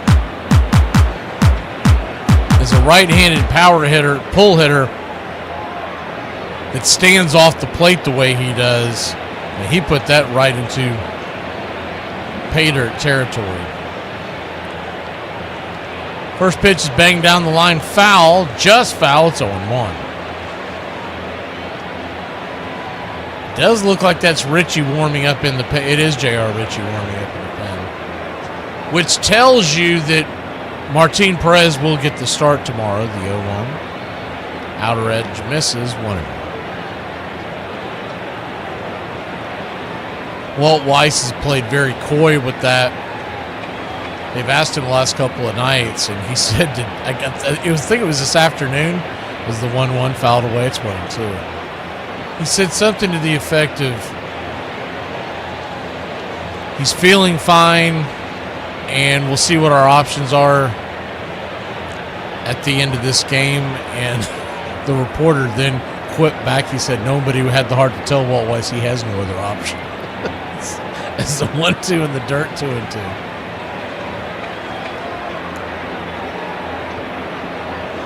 .412 feet was that home run by Machado.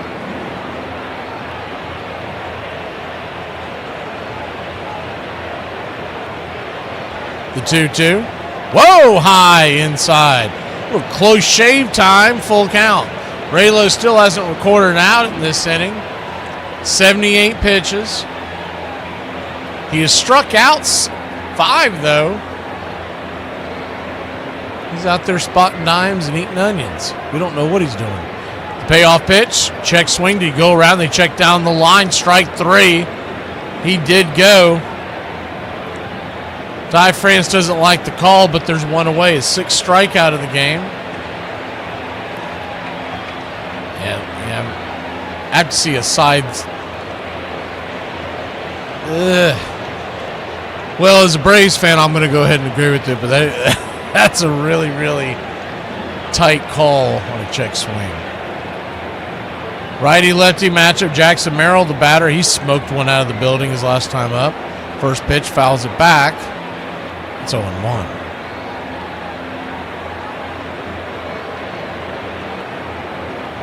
The 0-1. Misses high.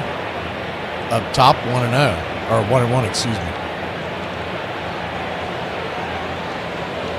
If the Padres do fall out of it, there are a ton of players that are rumored to be on the trade block for San Diego. 1-1 pitch. Swing and a miss up top. It's 1-2. I think the idea is that they're just going to do a complete rebuild out there. 1-2 count. With 4 relievers that have been mentioned. Of course, we told you about Xander Bogaerts. That they'd love to get rid of some of those big contracts, but they really want to get rid of Xander's. The 1-2 misses inside, 2-2. Remember, they gave huge contracts to Machado and Tatis as well, so they've got about $1 billion on the books between those 3 players. The 2-2 from Raylo. Slider down and away. It's a full count. Keep looking to see if it's raining there in Philadelphia at all during their game. There's fans that have ponchos on, but I don't see rain on their screen, but that doesn't mean anything. That monitor is quite a bit ways away. The 3-2 pitch in the dirt and ball 4. So another free pass by Ronaldo Lopez, his 3rd of the day. I think Weiss is going to go out there and get him. Looks like it's going to be J.R. Ritchie time. He is wandering around. He's near the steps. I'm assuming this means he's coming in. Ritchie looks like he's ready to roll. So yeah, that's going to be it. We'll be back in a flash. Walt Weiss getting the hook. Here comes J.R.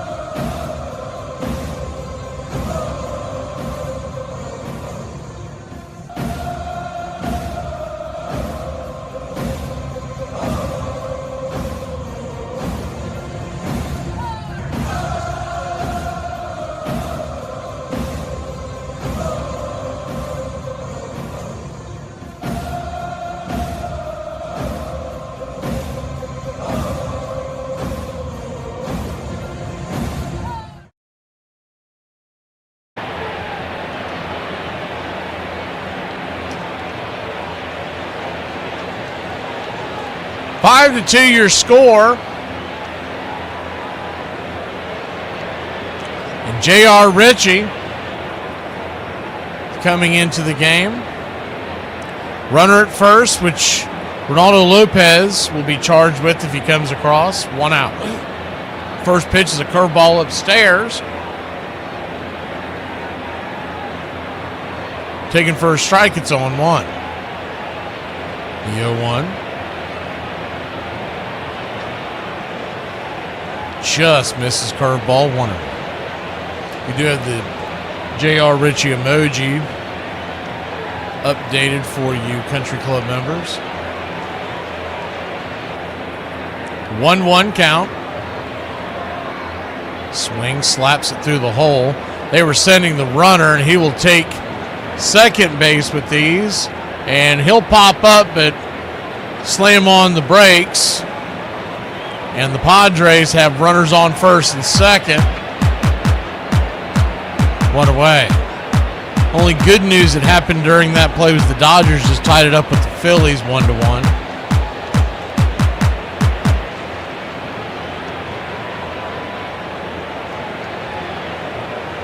Thankfully, Merrill did not know that ball was in play till it went by him into the outfield, because his speed, he would have taken third with these. So, Sheets to the plate. First pitch, curveball way outside wide. That curve didn't curve. It's 1-0.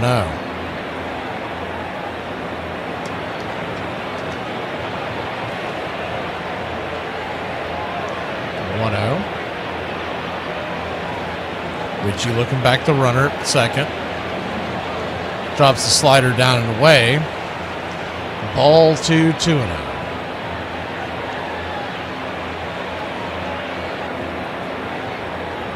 J.R. Ritchie throws the 6-pitch mix. That's probably, I think that's just too many for a youngster like that. As the 2-0 pitch, swing, smacks it off his instep 2-1. I really think they need to dumb it down. He throws a 4-seam, a curve, a change, a sinker, a slider, a cutter. And it's okay to throw all 6 of those pitches off to the side, but you need to hone in about 4. And then when he's in the relief role, really, he only needs 3 to be able to get through an inning or 2. The 2-1 pitch, swing, ropes it into right field, and that's another one smacked, and that's going to rattle around. It'll score at least 1 run. Oh, they're going to say that ball's foul. Just foul. I'll have to see that again. I thought that was a fair ball. So the look may be on our side. Oh, yeah, it is fouled. There was a line there on the original shot that I saw, and it just cut it off.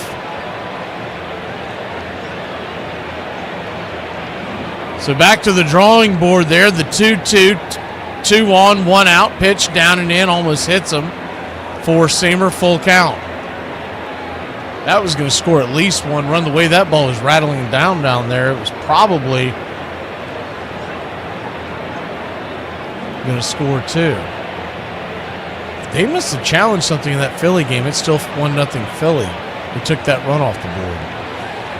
3-2 misses high, ball 4. And so he'll walk the bases loaded now, and Jeremy Hefner out there to talk to the youngster.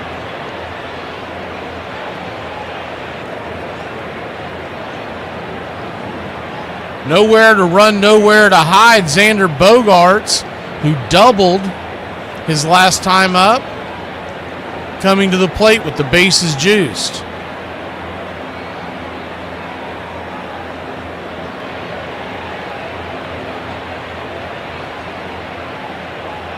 One of the biggest issues we have on trying to fill these holes is that so many teams believe they're still in it. You can't even pull off an early trade. In years past, before the wild card, you would be thinking of pulling off an early trade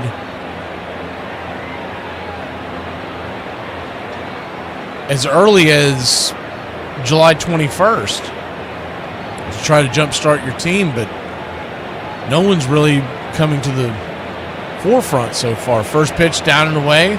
J.R. Ritchie misses with the ball. It's 1-0. Righty-righty matchup. Not reading all that, but good to see you, Yelton. 1-0. Right there on the outer edge. 1-1. 1-1 count. Double play could get you out of this mess.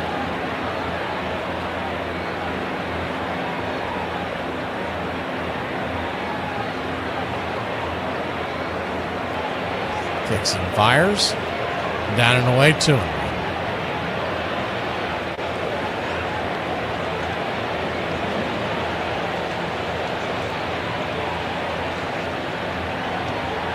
Braves trail 5-2. Bases loaded. The 2-1 pitch. Swing and a miss curveball. Filthy. That's the best curveball he has thrown in quite some time, 2-2.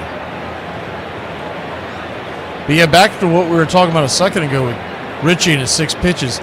If he's going to be on the big league level, you can't throw all 6 of those pitches every outing. And there's no need for it when you're coming out of the bullpen. The 2-2. Swing and a miss, big strikeout. 2 down. Curveball is definitely one that he needs to keep in his arsenal. And you know you're going to have the 4-seamer. But he needs 1, maybe 2 others.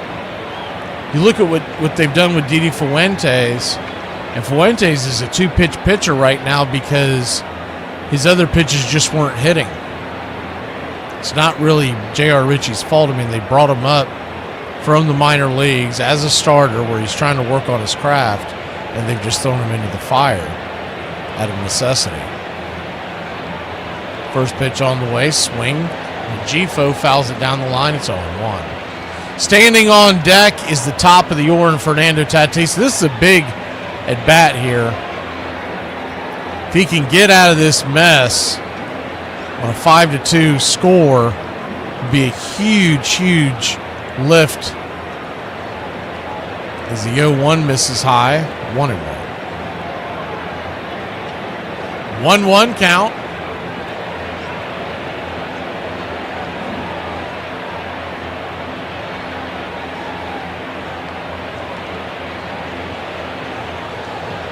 Pitch upstairs. Cutter misses. 2-1. The tarps are off in the nosebleeds up there. Be a couple hundred folks up there. Tarps off. Chests out. The 2-1. JR delivers. Upstairs. Top shelf tequila. 2-2. They want to challenge this when Gifo does it. He is going to lose his challenge. This could come back as a big deal later on. Who knows? But they will be out of challenges once this gets confirmed. And it was a strike. 100% of the ball in the strike zone. Wrong, wrong, wrong, wrong. Wrong, wrong, wrong, wrong. You're wrong. You're wrong. So a 2-2. Turns and kicks. Swing rifles it down past the first base dugout near the camera well. Do it again. So that's an advantage you can work to. If you can get some good pitching here and get this scoring down, Braves still have both of their challenges. Padres are done. The 2-2. Swing, chopper on the ground. Olsen's got it, and he will step on the pillow, and we'll go to the bottom of the 5th. Let's see if we can take the 5th, trailing only by 3 here in Braves country. So if a coach with 222 wins is in the Hall of Fame, then a coach with 333 would be in the Hall of Fame? No! Just because you're second all-time in wins doesn't mean you're Hall of Fame worthy. But if a coach with 10 playoff wins is in the Hall of Fame, then a coach with 31 playoff wins would be in the Hall of Fame? No! Just because he has the most playoff wins of all time doesn't mean he's Hall of Fame worthy. So if a coach with 2 Super Bowl appearances is in the Hall of Fame, then a coach with 9 Super Bowl appearances would definitely be in the Hall of Fame? No! Just because you've been to 9 Super Bowls doesn't mean you're Hall of Fame worthy. But if he won the most Super Bowls of all time, he would have to be in the Hall of Fame. No! Just because you have the most Super Bowl wins doesn't mean you're Hall of Fame worthy. But if all of these accomplishments were done by one coach, obviously be in the Hall of Fame. No! And the members of the Hall of Fame committee said it's because that's why. Up 2-1, and Jim Thome hits a ball that everybody in the ballpark thinks is out, and somehow it dies on the track. Otherwise, you take like a 3-0 lead in the first inning, and this team that won 114 is on the brink. But instead, the Yankees were better. But to this day, can't believe it died where it died. And from that point on, El Duque was unhittable. That was the first time all year the Yankees had really been tested. Then it was over. And they were so good. And Joe was a maestro in how he handled that and whatnot. And then to your point, 07, we're up 3-1 with Cy Young Award winner CC Sabathia, with Fausto Carmona having the similar year that CC had. Tito didn't panic with Boston, didn't pitch anybody on short rest. He said, we don't need to win 3 games right now. We need to win 1 game.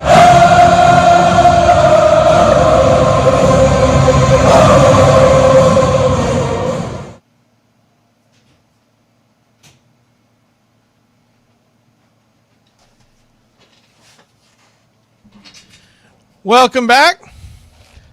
Walker Buehler still working the mound for the San Diego Padres. Righty-lefty Jim Jarvis trying to work his way aboard the 2-0 pitch. Upstairs, cutter taken, 2-1. Buehler, 72 pitches in. The 2-1, swing. Bangs it down the line, foul, 2-2. You're not really that concerned about getting Buehler out of the game. I mean, he's not someone you're worried about working the count on. As the 2-2 pitch swing chopped up the middle. Off balance throw over to first. One hopper, and they'll get Jarvis by about a step. That was a darn good throw by Cronenworth. Off balance. Heading towards the shortstop side. And the one hopper right there on the money. That took a perfect throw. Jarvis with his speed was going to be safe.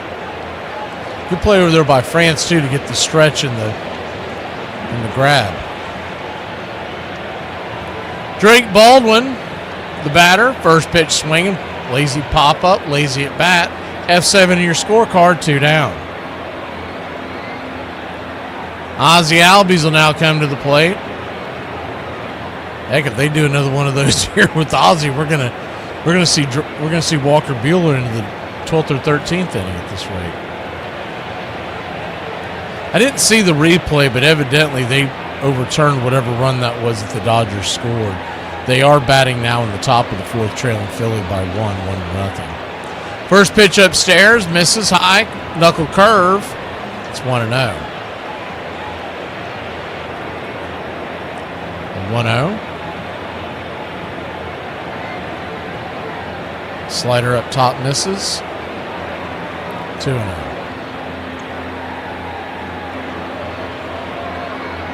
2-0 count. Swing and a miss. Change up, 2-1.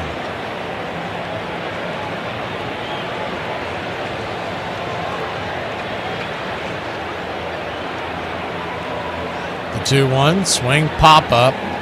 And that'll be a can of corn into very shallow right field, calling off everybody as Tatis. And the Braves go down quietly. We go to the 6th. Trailing 5-2. We'll see if J.R. Ritchie comes back out for another inning of work. If he's gluten-free, how is he supposed to protect me from the dangers of life? Like, he can't even eat gluten. For the people who enjoy winter weather, why? And I'm the type of person, I'm going to complain about the weather no matter how hot or how cold it is, but I prefer complaining about hot weather than complaining about cold weather. When it was hot outside and I was complaining about 97-degree weather, at least when it's hot outside, it's stuff to do and all the attractive people come out. And this type of weather, even if you are attractive, the weather just uglies you. I don't want to breathe this cold air. These look like Celsius numbers. This is what summertime looks like in Europe. And then it was people in my comments wishing for this type of weather. Y'all can all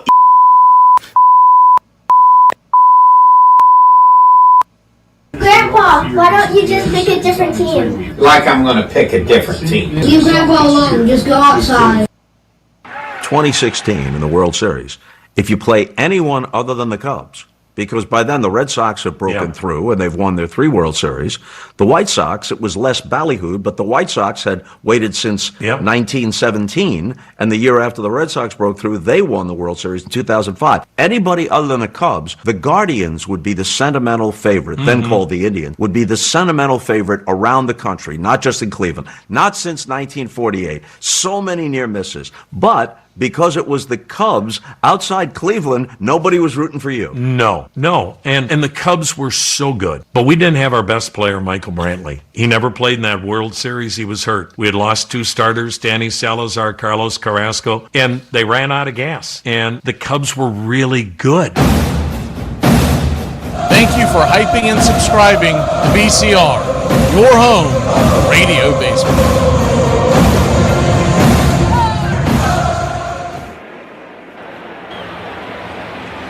J.R. Ritchie goes back to work. First pitch is a strike to Fernando Tatis.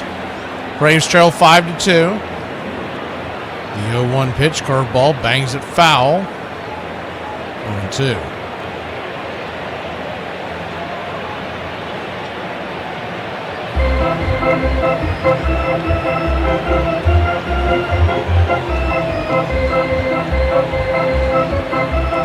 The 0-2. Swing and a miss, curveball, strike 3. 1 away. Good pitch there.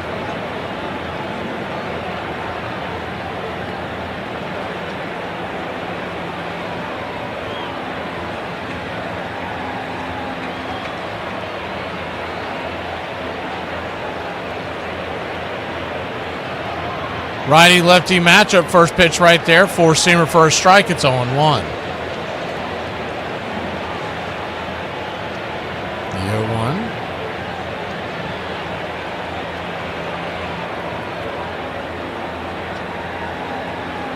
Fixing fires. 1-1. So 1-1 count. 5 runs, 10 hits for San Diego, no errors. There's a 1-1 upstairs, right there first strike, it's 1-2. Your Atlanta Braves have 2 runs on the night, but just the 1 hit. That's all. We got 1 damn hit. You can't say damn on the air. Don't worry, nobody's listening anyway. The 1-2 misses high and out of the zone, 2-2. They have gotten aboard with 4 walks by Walker Buehler. The 2-2. Swing, chopper. Back behind the plate. We'll do it again. And, of course, if you fall behind the Padres, you do have to worry about the fact you're going to face Mason Miller. And that's going to be a tough task. He's been rumored to be on the trade block, but they'll be trying to show him off until then. Dodgers, by the way, have taken a 2-1 lead, and this time it's legitimate. Is the 2-2 swing and a miss. Strike 3, 2 down. J.R. Ritchie gets his 3rd strikeout of the night.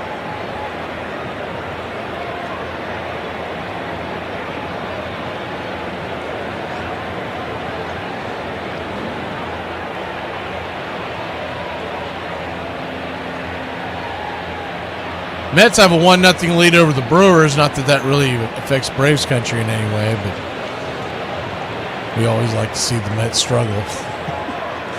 First pitch misses off the plate. It's 1-0. 1-0. Manny Machado digging in, swing and a miss. 1-1. Tomorrow's game is the game that I thought we would have the most problems with. It's Michael King on the mound for the for the Padres, and he has dominated Atlanta. He absolutely scorched his last outing out in San Diego, but just in general over the years, Braves have not hit him well. Not many teams hit Michael King well. He's really underrated right-handed starter. On Thursday, we have the decided advantage. Griffin Canning versus Chris Sale. The 2-1 pitch, swing, blasted. High and deep, and another home run by Manny Machado. Good night, Irene. 2 jacks on the night, 22 overall for the year. And the Braves trail by 4. Holy nightmare, Batman. 418 feet.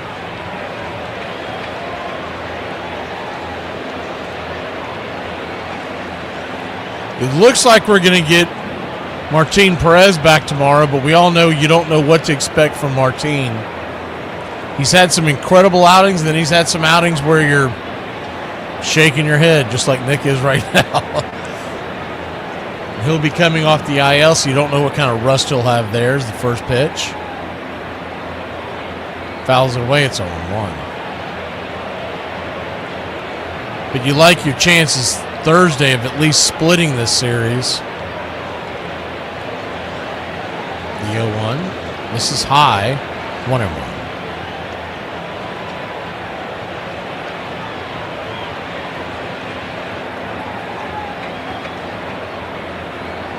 1-1 count, 6-2 your score. The pitch. Curveball upstairs. 1-2.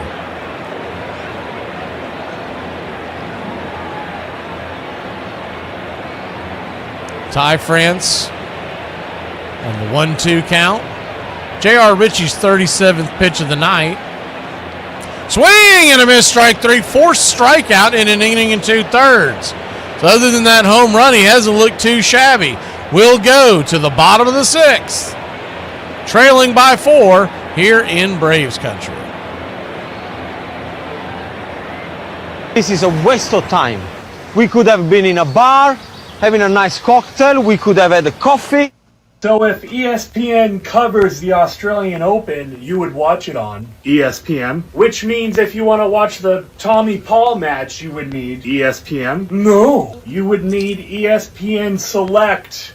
It's because you need to pay $12.99 a month to watch that one. Which means if you want to watch the Carlos Alcaraz match, you would need ESPN Select. No, you would need to pay $29.99 per month for ESPN Unlimited, not on ESPN Select. So if you want to watch Tommy Paul tonight, you would need ESPN Select. And if he wins, you can watch his next match on ESPN Select. No, just because you needed a $12.99 per month subscription to watch one of his matches doesn't mean you won't need a $29.99 per month subscription to watch his next. It's because that's why. I'll take to my...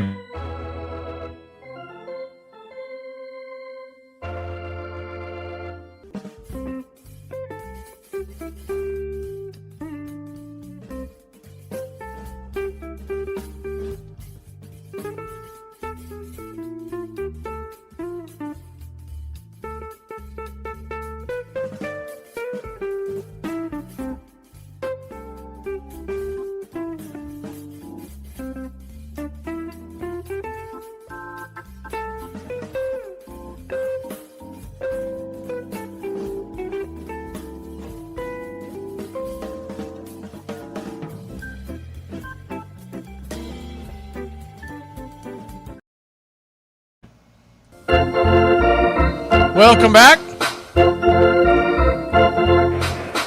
Matt Olson leads us off. First pitch misses for a ball. It's 1-0. Bueller is back out there. The 1-0. Sweeper up top, 1-1. Walker Bueller. 2 earned runs. This is pitch 82. He's inside, 2-1. Came in with an ERA well north of 5, but has given up just the 2 runs through 5 today. 1 hit. The 2-1 pitch. Inside, ball 3-1.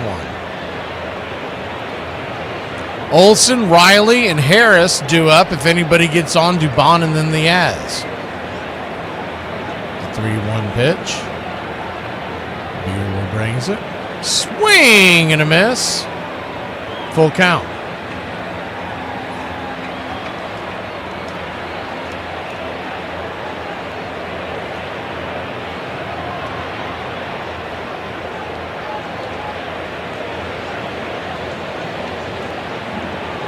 Payoff pitch. Infield back into the right. And down and in, ball 4. They checked down the third base line. No way he went around. And Matt Olson heads on down to first, and maybe that'll get us started. This is not watered down. This is Ice House. Ice House. Smooth as it gets.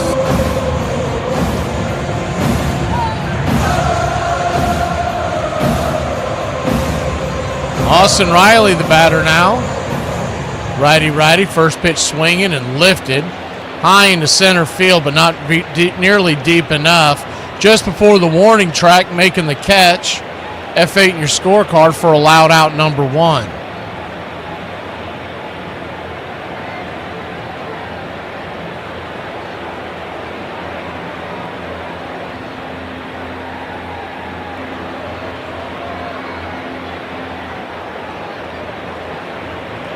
This date, 1953, less than a month after the Braves signed 17-year-old pitcher Joey J. Is the first pitch is a strike right there to Michael Harris. It's 0-1. The Middletown High School graduate throws 2 scoreless innings in relief. The Milwaukee's 10-0 loss to the Phillies. The 0-1 pitch swing. That ball smacked down the left field line, and that's a fair ball. And having trouble coming up with it is Gavin Sheets. That'll get Olson to third, Michael Harris to second, and we got something a-brewing here in Braves country. Well, all right. God bless you, Mike. Keep your game tight. Never know. You know what I'm saying? I got a little razzle-dazzle. Good hard hit ball down the line, and Sheets with the hard time coming up with it. We'll see if I don't see an error on there yet. It's debatable, but nonetheless, it would have been a hit for Michael regardless. They're giving him the double. First pitch swinging by Dubon. Swing and a miss. It's 0-1. Can you imagine that being 17 years old and going into the major leagues? 2 scoreless innings against Connie Mack and the Phillies, or in Philly Stadium at Connie Mack. The 0-1 pitch swing, pop up, can of corn, and that's going to be an F6, which means nobody advances. 2 down. Bat at bat there. That's the risk you run when you have Dubon on your team. He steps out of the box way too often during his swings, and that was another classic example. He can run into him, but he is just always going to be inconsistent as a batter, because when your momentum's coming out of the box and you take a swing, a pop-up is the best-case scenario. Looks like the bullpen doors are opening up. We'll be back in a flash. Think about what you were doing when you were 17 years old. Bet it wasn't starting in the major leagues right after high school.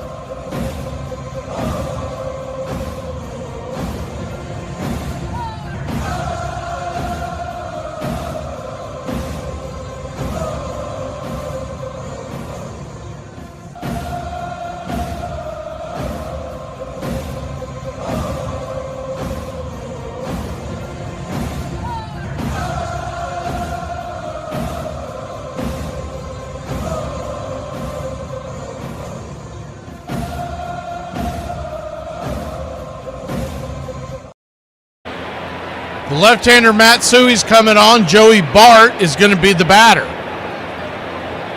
He's in for Yastrzemski. Lefty-righty matchup. First pitch, splitter down and in.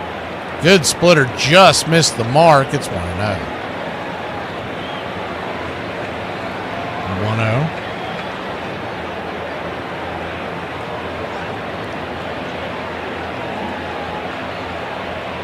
Runners at second and third, 2 outs. A single would cut this lead in half. The 1-0 pitch. Inside, ball 2, 2-0.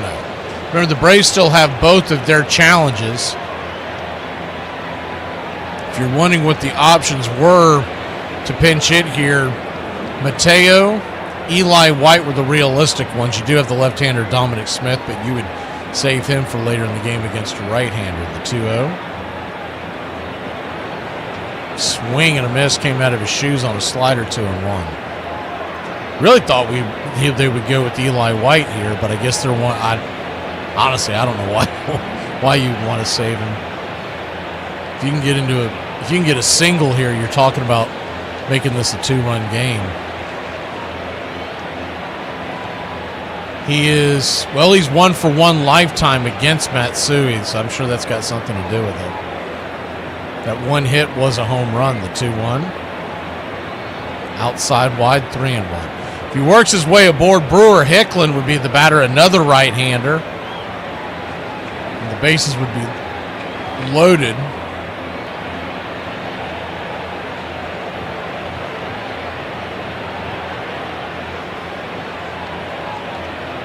Three-one count. Matsui looking in, lifts and kicks. Down and in, ball 4. So he'll head on down to first. What's shaking, man? And what's your name, little boy? I'm Bart. Who the hell are you? Bart. Bart. Looked like they didn't like that call, but remember they are out of challenges. I think he probably had a good beef there, but Brewer Hicklin, the batter. Lefty-righty matchup, first pitch swinging. Swats the four-seam fastball into the dugout. It's 0-1. Hicklin has never seen Matsui.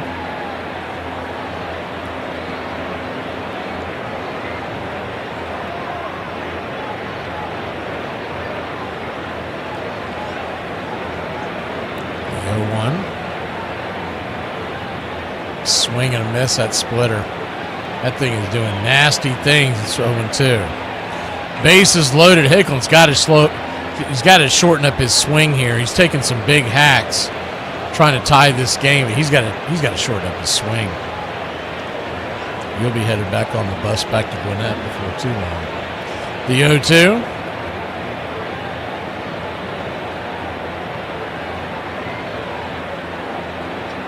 Swing and a miss, took him to school at that splitter, and that'll end the inning. That's the difference between the bigs and the AAA squad. We'll be back in a flash. Braves trail by 4. We go to the 7th inning.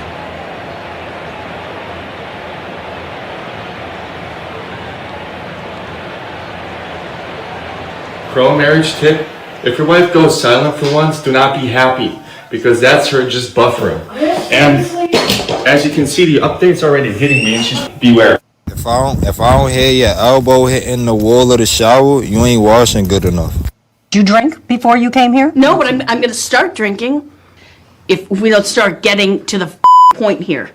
I ain't gonna lie to you, this is a hard economy to not do drugs in. Because you know what's cheaper than 3 days worth of food? Getting a bag of dope and not eating for a week. Slap and tickle. Where does that saying come from? Well, parts of it, the tickle part of it, stems back from the 1400s, when tickle meant to touch or caress gently, and the slap part comes a little bit later, but those both put together in the early 1900s, and slap and tickle meant foreplay. No, wait, don't go. I can change. The 97 World Series. You were in the Cleveland clubhouse with Bob DiBiasio, the longtime PR guy. And there's footage of you and Bob watching as you inch closer, one more out.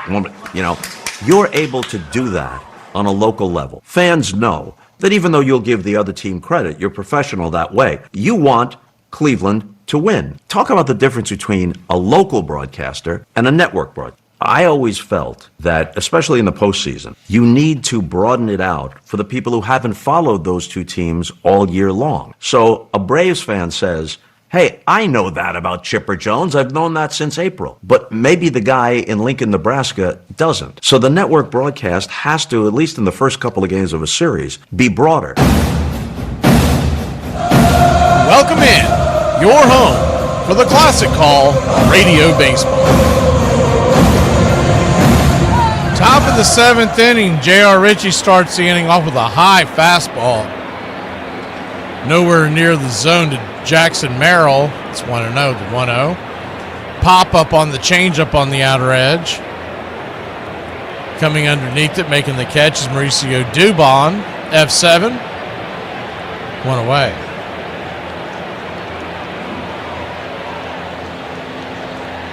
Other cool things that have happened on this date in baseball history. In 1961, Mantle and Maris went back-to-back in Fenway. An 11-8 win against the Red Sox as the first pitch swinging by Campusano is blasted high and deep into center field, going back on the track. Making the catch is Michael the Hawk Harris. 2 down. That ball was scorched. I wasn't sure if that one was going to stay in the yard. It just had enough room. That was the famous year in 1961 where Maris would beat Babe Ruth's all-time home run record in a single season. There's the first pitch right there. Gavin Sheets takes the first strike. It's 0-1. Mickey Mantle would give it a ride too that season, but health would fail him at the end. The 0-1 pitch swing, chopper on the ground over to third. Riley's got it, and that's a quick 1-2-3. We'll go to the 7th, get up and stretch, and maybe that'll bring us some good luck. We'll be back in a flash here on Braves versus Padres, Game 2 of a 4-game set.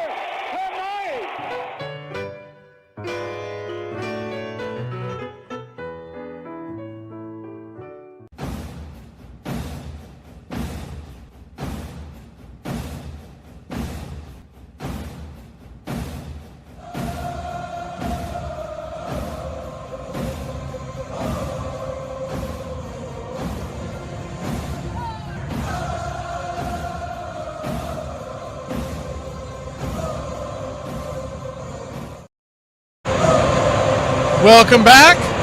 First pitch on the way. Lefty-lefty matchup. Inside, misses the spot, but called for a strike. JJ does not challenge it. It's 0-1. Jim Jarvis versus Matt Suey. The 0-1 pitch. Down and away, 1-1. Says, there it goes. It finally flipped over. So 1-1 count.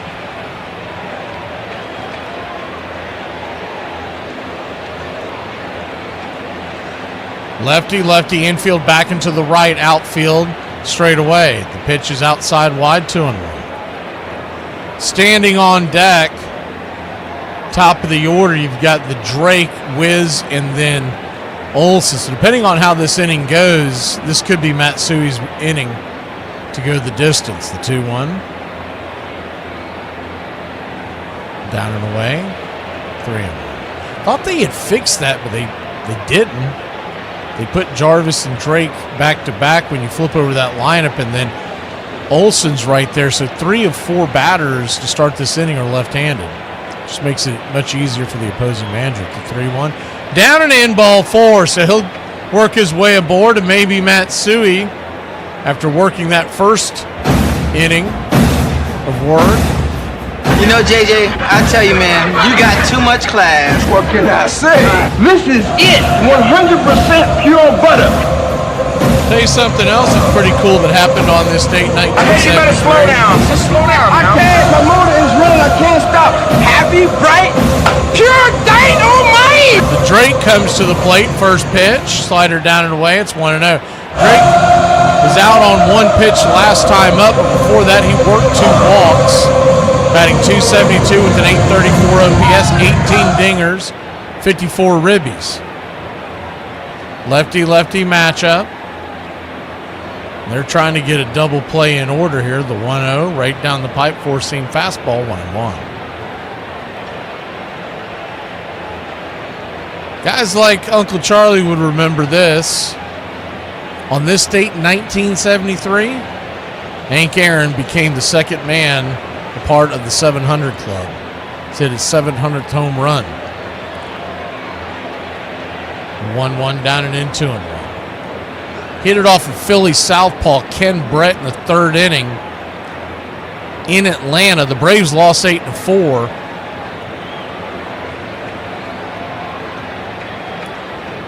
In that ball game, but it was home run number 700. Of course, he would go on to finish with 755, and that's the real number. That's 2-1 pitch. 4-seam fastball, fouls it away, 2-2. No matter what anybody tells you, the real home run king is Hank Aaron at 755.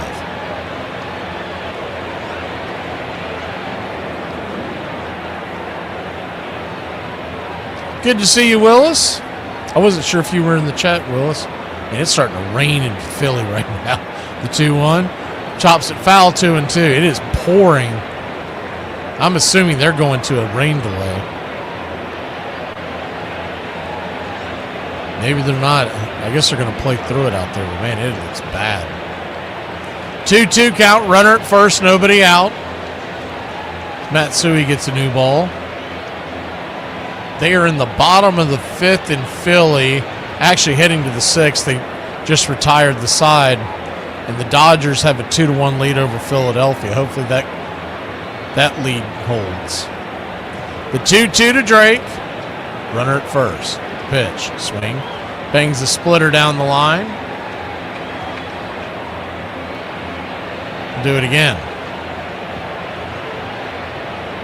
Other cool things that happened on this date. I remember this, I guess because I was 15 and baseball was so big in my life. I remember this like it was yesterday. But in 1988, as the 2-2 fouls it back, just got a piece of that splitter. We'll do it again. The Red Sox suspend outfielder Jim Rice for 3 days after he shoved manager Joe Morgan. Not that Joe Morgan. There was a Joe Morgan that managed the Red Sox. It wasn't the Cincinnati Reds infielder. And he shoved him because they pinch hit for him for Spike Owen. The 2-2, swing, pop up. High in the sky. And coming in, converging. Nope, calling him off. It'll be Xander Bogaerts, F6, can of corn. Shallow left field and 1 away. Tough at bat there. Drake tried to get his money's worth, but looks like that's going to bring... I guess they're going to go to the bullpen. If they go get a right-hander, remember, Matt Olson's on deck. We'll be back in a flash.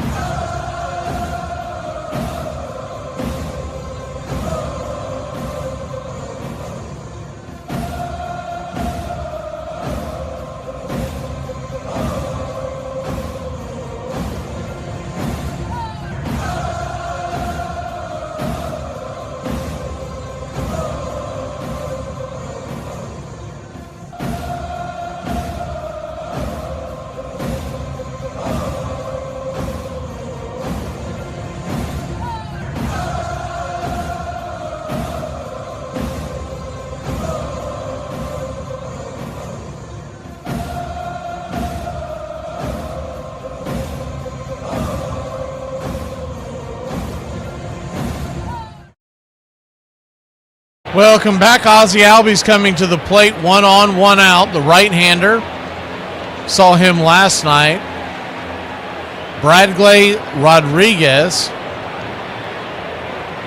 Righty-lefty matchup. First pitch swinging. Ozzie Albies chased a bad one in the dirt. Might as well have been playing cricket there. It's 0-1. Another cool thing that happened on this date, for you Seinfeld fans, when you've always heard the references to all the bad trades the Yankees made, and if you remember Costanza's father yelling at Steinbrenner, is the 0-1 pitch, swing, bangs it to the first base dugout, and he's quickly down 0-2. On this date, 1988, was the famous Jay Buhner trade. That's where, if you remember, so it's about 5 or 6 years later in real time, Costanza's dad's yelling at Steinbrenner, saying, "You traded Buhner? You don't know what the hell you're doing." The 0-2. Changeup misses down and in, 1-2. Matt Olson standing on deck. I know Philly wants Zach Wheeler to throw because they're in the 6th inning there and they don't want to stop, because if they stop, they lose Wheeler. But man, I'm telling you, it's coming down in Philly. I'm surprised they're letting him play. The 1-2, swing and a miss, strike 3. Ozzie Albies goes down on strikes, and there's 2 down.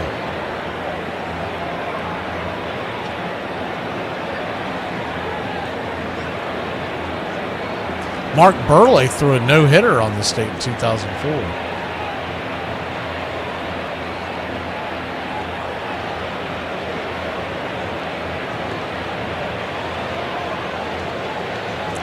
Against the then Cleveland Indians. They're going to flip it over to first real quick to keep Jarvis close by. Boy, if Jarvis got picked off there with Olson at the plate, trailing by 4, he would get an earful in that dugout. Olson 0 for 2 with the walk.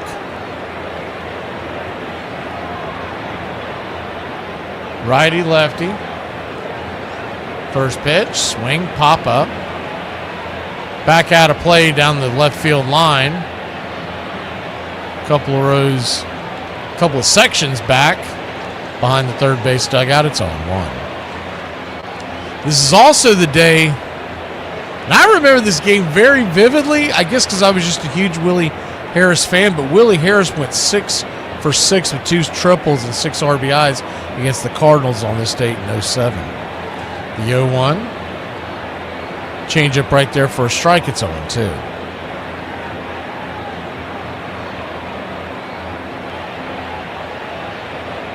He was only the 2nd player in Atlanta history to get 6 hits in a game. The 0-2 count. Swing, chopper. Rolls it foul. First base side, 0-2. Once again. And you'd never guess who the first guy was because he's not a very well-known name, but he is from Cairo, Georgia. Felix Milan. The 0-2 count.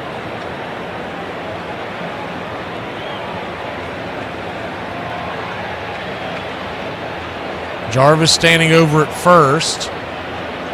Braves trail by 4.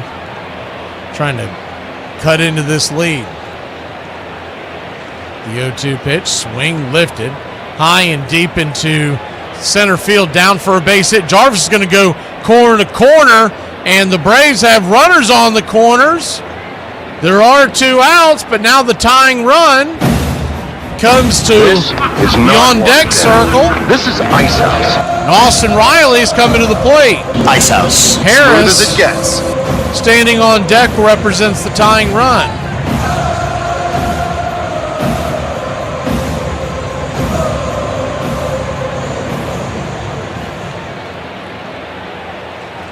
Righty-righty matchup, Austin Riley. First pitch on the way. Changeup misses for a ball. It's 1-0.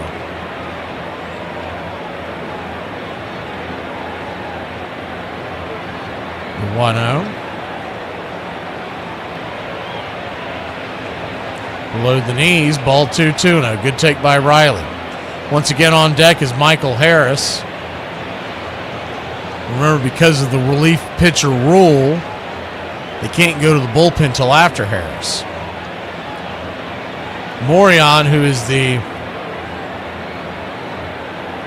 2-0 pitch, down below the knees, 3-0. Oh, excuse me, no, they could go to the left-hander next. There is a left-hander in the bullpen warmed up. So if they walk Riley here, that's probably what they'll do. It's a tough lefty to go up against Harris, but the bases would be loaded. The 3-0 pitch. Swing, chopper. Foul into the dugout. 3-1. Charlie says it's mispronounced Cairo. No, it's Cairo, Egypt, so I'm going to guess that was the correct when it started. The 3-1, down and away, ball 4.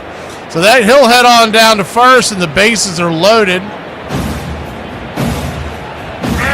Ducks all over the pond. They're waiting. What is this?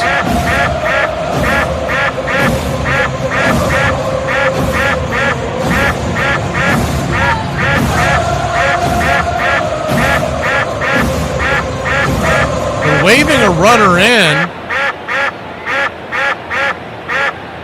It is 6-3.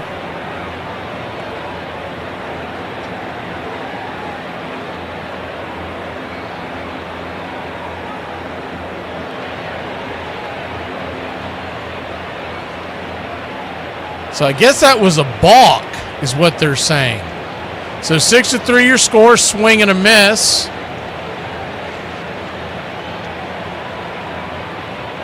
Braves Vision doesn't know what the hell's going on. They've got an 0-1 count on the screen, which I know is incorrect. It's a full count for those of y'all following at home. These clowns don't ever know what's going on. The payoff pitch, swing, chopper, down the line. Foul. So a runner at second. The Braves have cut it to a 6-3 lead because of the... But what stinks about that is that the bases were going to be loaded. Now it's up to Riley to work his way aboard. The payoff pitch. Swing and a miss, strike 3. So that'll end the inning, but the Braves do put one run on the board. It was good news, bad news. I think we would have been better off with the bases getting juiced and Harris coming to the plate. We'll be back in a flash. 6 miles from Chicago. We've got a full tank of gas, half a pack of cigarettes. It's dark, and we're wearing sunglasses. Hit it. I have come here to chew bubblegum and kick ass. And I'm all out of bubblegum. It's happy hour. When wins become losses and losses become wins. You guys going to happy hour? I'll come for a couple. Just a couple, though. Not like last time. I need a drink. When buying a beer, buying only one beer can cause a misalignment in your spine due to the uneven weight distribution. This can cause unnecessary back pain and potential spine issues. To prevent this, carry 2 beers, ensuring your body is balanced and proper health maintained. Have dinner, ready? Put my pants on, one leg at a time. Does Barry Manilow know that you raid his wardrobe? Guess what? I got a fever, and the only prescription. Ladies and gentlemen, we interrupt our program of dance music to bring you a special bulletin from the Intercontinental Radio News. You're in Braves country. Everybody drink a beer. Salad. They're making it laws where you can't drink when you want to. This stinks! Pretty soon we're going to be calling this country. This is total BS! Oh, yeah. I mean, the Lord. You gotta understand it. We're on a mission from God. I'm on the radio every day!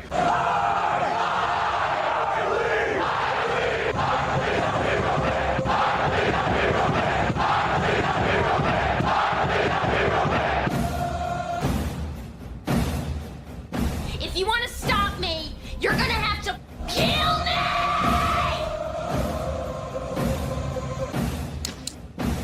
And you, music lover, you're next. You're so drunk you can't hit nothing. In fact, you've probably seen a double. I have 2 guns, one for each of you.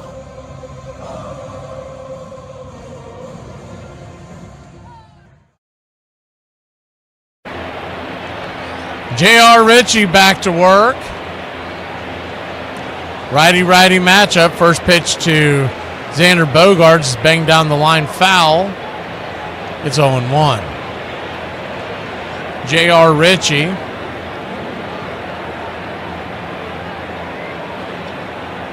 This will be pitch 44. The 0-1. Outside wide, 1-1. He may be the casualty heading to the minor leagues after this game. You figure they're going to wear him out and then bring, is the 1-1 upstairs, top shelf tequila sinking for a strike. It's 1-2. You figured they're going to wear him out and he'll pitch through this inning, maybe even into the ninth. You never know. It's the 1-2 pitch outside wide, 2-2, which will put him out of commission for several days, and they've got to move somebody because Martin Perez is being added to the roster tomorrow. The 2-2. Swing, pop up. Lazy fly ball into right field. Coming in, making the catch is Hicklin, and there's one away.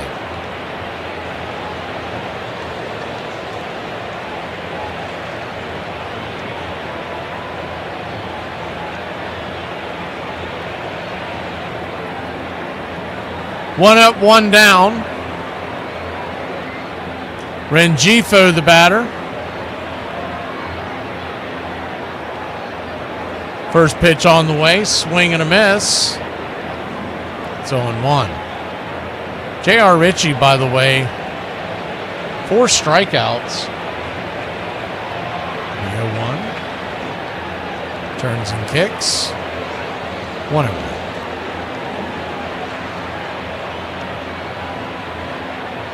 1-1 count.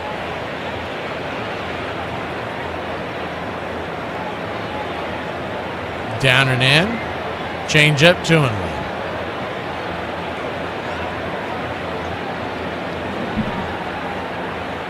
Rayla just was not sharp at all tonight. If you're just joining us, 4 innings, 9 hits, 5 earned. The 2-1 outside wide, 3-1. He did strike out 6, so it doesn't.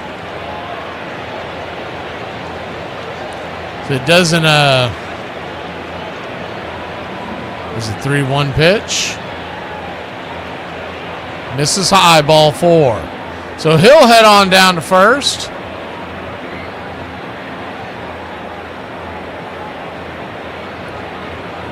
One out here in the top of the 8th.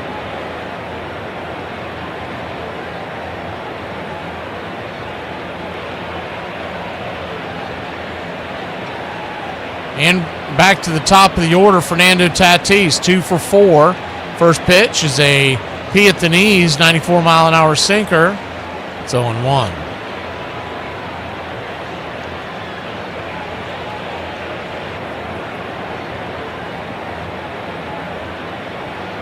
The 0-1.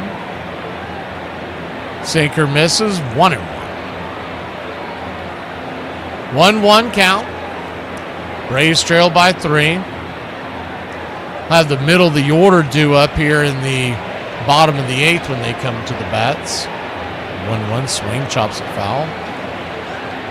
So they can keep it right here. They can put some pressure on the Padres. Padres have used Matsui and Rodriguez. Now, obviously, they got Mason Miller looming for the 9th. It looks like Morion will be coming on in the 8th. The 1-2, swing, chopper. And that one's foul. It'll be Harris, Dubon, and then I would assume they'll let Joey Bart bat again with the left-hander coming into the game, assuming that's what the Padres do. The 1-2 pitch, check swing. Did he go around?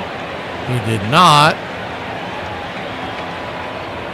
2-2.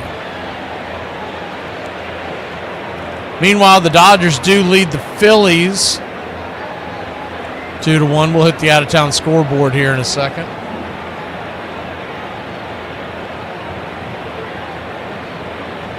The 2-2. Out and away, full count.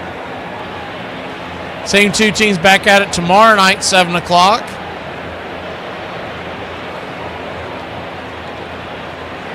will come on the air.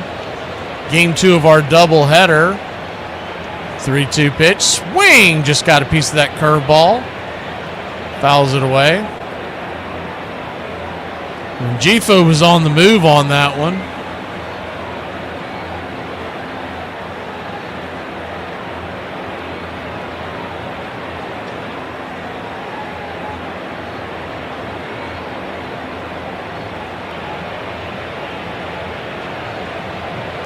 The payoff pitch, 1 out. Flips it over to first real quick. Man, that was close. That was really close. Rengifo was slow getting back. Weiss is looking to see if he wants to challenge this one. The throw beat it. The question is, did the tag get there? Nope. Weiss says no dice. He got over there in time. The throw was a little high. By the time Olsen applied the tag, he was just back in time. The payoff pitch. Swing blasted. She gone. Yeah, that's a no-doubter. Mauricio Dubon doesn't even turn his head. And it is 8-3. Bad guys. 474 feet. A hanger. A banger. She gone. That ball was crushed. Welcome to the big leagues, J.R. Ritchie. If you finally put that one home run you gave up to James Wood out of your head, Tatis just reminded you that thing was obliterated.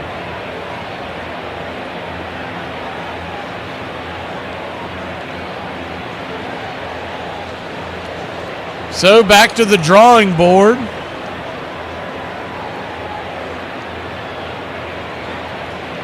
First pitch upstairs, misses high. It's 1-0. I mean, at this rate, you might as well let J.R. Ritchie finish it and just save the bullpen. If they make a move in the bottom of the 8th and they put some runs on the board, you can revisit it. The 1-0. Sinker drifts inside, ball 2, 2-0. 2-0 count.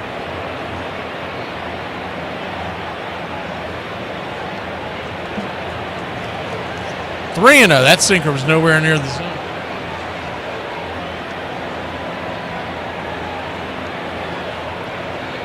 Good to see you, Alex. The 3-0 pitch. Upstairs, 3-1.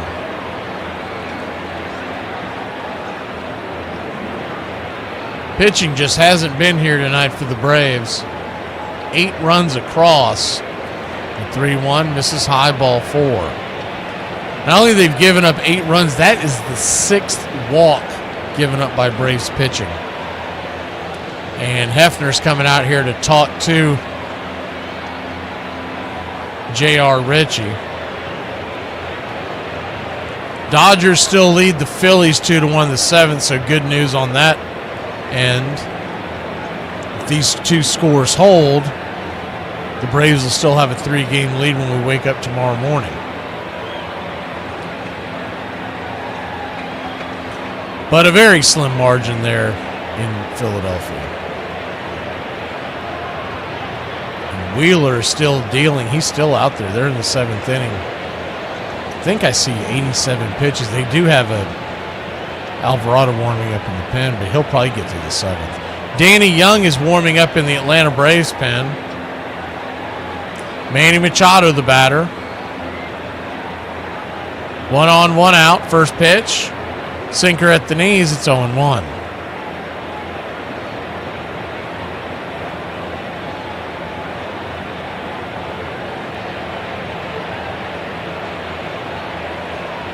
The 0-1.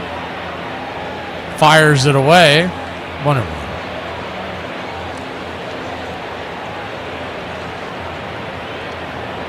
1-1 count, infield back into the left, double play depth, big hole on the right side. The 1-1 pitch swing, chopper over towards JJ, flips it to Ozzie. Ozzie relays it to first, and that was a quick 6-4-3 inning-ending double play.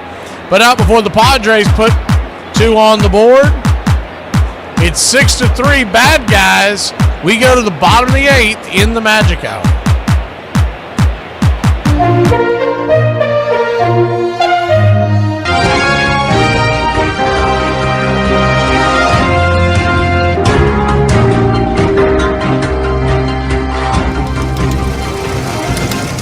Chattertown scoreboard looks like this. The Dodgers lead the Phillies 2-1. They're in the top of the 7th with 2 outs.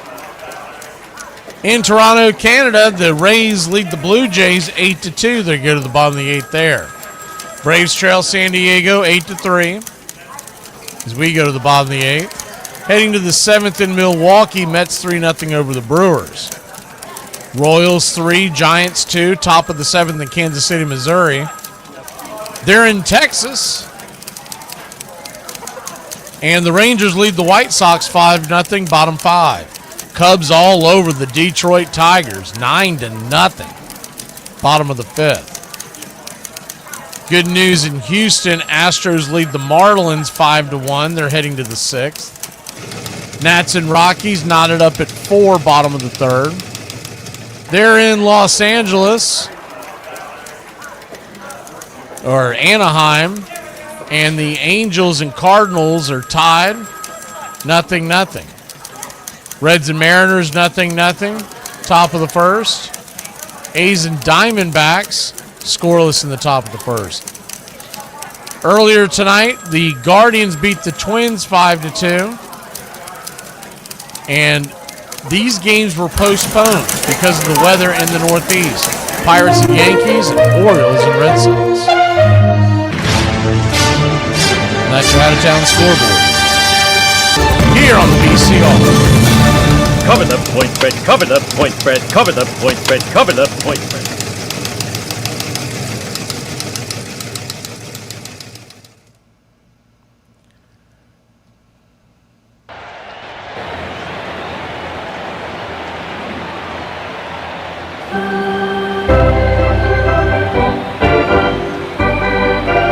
Lefty-lefty matchup. First pitch upstairs. Swing and a miss for a strike. It's 0-1. Yes, we do, Tom. We've got doubleheaders. We got a doubleheader here on the BCR. Been going back and forth with emails to find out which one we're landing on. The 0-1. Swing lifted into leaping catch over there by Cronenworth. He had just enough time to catch the soft line drive. L4 in your scorecard. One away. Sometimes it just ain't your day. And I thought that was going to get over his head. If it was hit a little harder, he wouldn't have had enough time to get over there, but soft line drive. Thought it had a little more height on it. Lefty-righty matchup. Morion faces Dubon now. Braves trail by 5, 8-3. Bottom of the 8th inning. 8 runs, 12 hits. No errors for San Diego. 3-3-0 for Atlanta. The 1-0. Rifles it down the right field line. Another leaping grab out there in right field. You know, we always say hit them where they ain't. They are hitting them where they at. This is just a bad night all around. Good Lord. Normally that ball's going to catch the corner.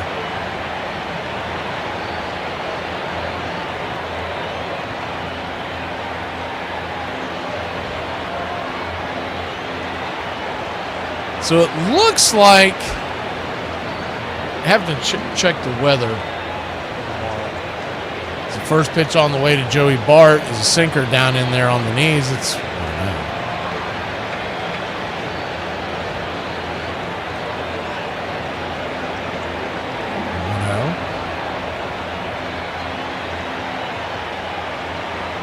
brings it, swing and a miss, wild swing at a changeup in the dirt. That thing was bringing oil. It's 1-1. Tyler Kinley coming in for mop-up duty, it looks like, in the 9th inning. He's warming up in the pen.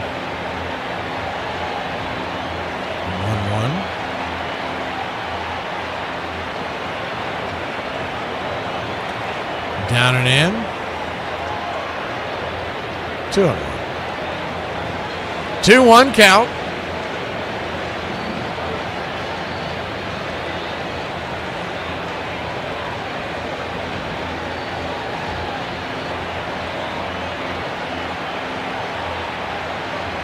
Brings it upstairs. 3-1. Looks like we're going to do Red Sox Orioles. See if the Red Sox can go for their 14th win in a row tomorrow. That is a 135 first pitch. Will come on the air at 115. The 3-1 to Bart, right there at the knees. Full count. And then, of course, we'll bring you Braves versus Padres tomorrow night at 7.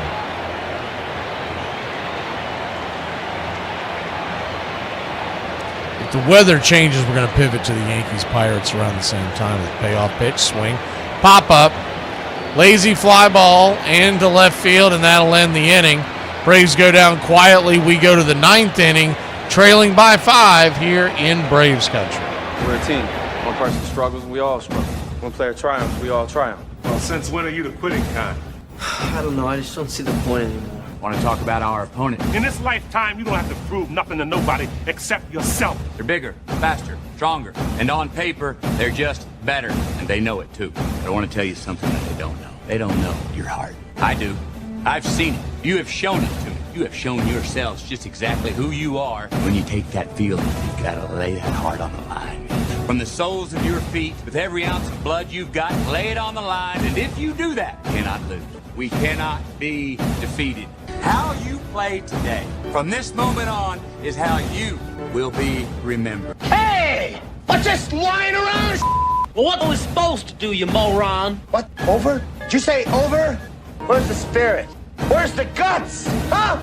Oh, we're afraid to go with you. We might get in trouble. Well, just kick my from now on! Not me! I'm not gonna take this! This is your opportunity to rise from these ashes and grab glory. Nothing is over until we decide it is! Was it over when the Germans bombed Pearl Harbor? Hell no! And it ain't over now! Because when the going gets tough, the tough get going! Who's with me? Could fight him with conventional weapons. That could take years. I think we have to go all out. Want to talk about our opponent? He's a dead man! This situation absolutely requires our opponent.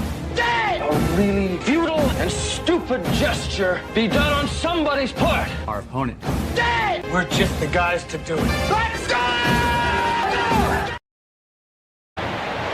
Welcome back.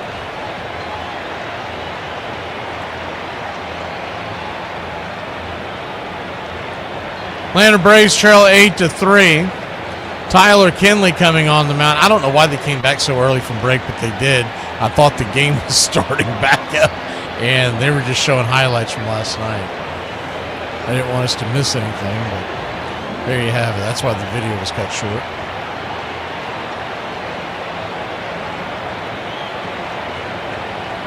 Tyler Kinley on. Start the top of the 9th inning. First pitch on the way. It's four-seamer, misses the plate. It's 1-0. Ty France, the batter, will be the 4-5-6 batters due up. France, Merrill, Campusano. The 1-0. Upstairs, misses high. Called for a strike. We'll take it. 1-1. Dodgers 2, Phillies 1. They're in the bottom of the 7th. Phillies batting. 1-1 pitch. Swing. Pop up.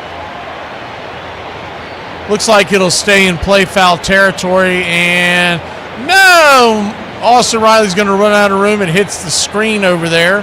So a dead ball.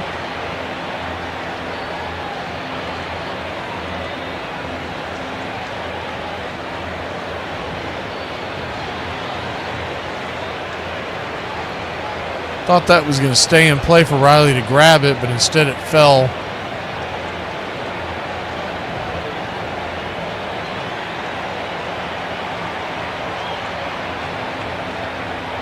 Into the seats over there after hitting the screen. First pitch off of that is a slider down and away.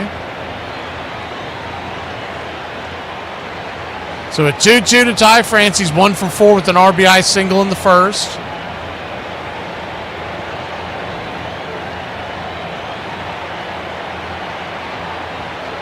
Kicks and fires, swing, rips it towards center field, coming over, and Harris will not get there in time. The ball goes off the wall, flips it back into the infield, and it's a leadoff double for the San Diego Padres.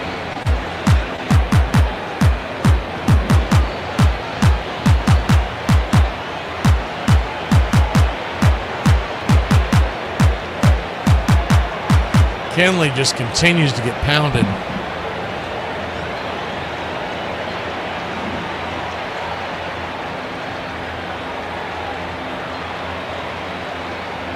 Righty-lefty matchup.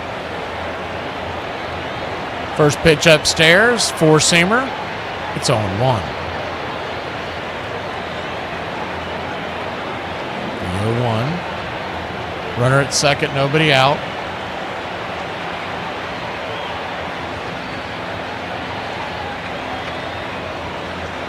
Slider outside. 1-1.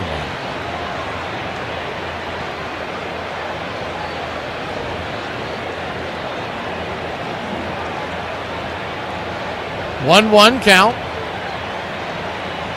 Brings it. Swing and a miss upstairs. 1-2. That pitch was nowhere near the zone. I don't know what Jackson was swinging at.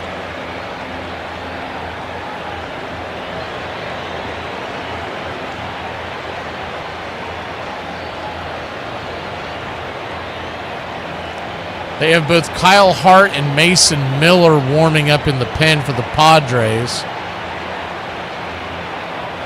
1-2. Swing, rips it up the middle. Line drive. That's going to be a double play. An atom ball. Jay Jarvis grabs it on the line drive, steps on second base. The runner was stranded out there.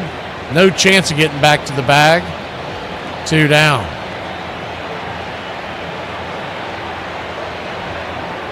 You hate to waste that kind of good luck on a game you're trailing 8-3, 5-run deficit. 2 down here. First pitch slider misses off the plate. It's 1-0.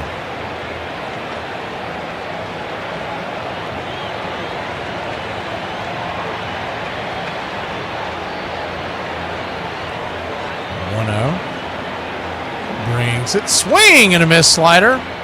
1-1. 4-game series, so if this score holds, it'll be tied up at 1. We have Chris Sale on the mound on Thursday. Martin Perez tomorrow. 1-1 right there on the outer edge, 1-2. Tough customer in Michael King on the mound for the Padres tomorrow versus Martin Perez. And Griffin Canning, who has a high ERA versus Chris Sale on Thursday, the 1-2. Just outside. 2-2. 2-2 count. Once again, Hart is warming up at the pen with, I would think Hart's going to start it off, and then if he gets in trouble, it would be Miller. The 2-2.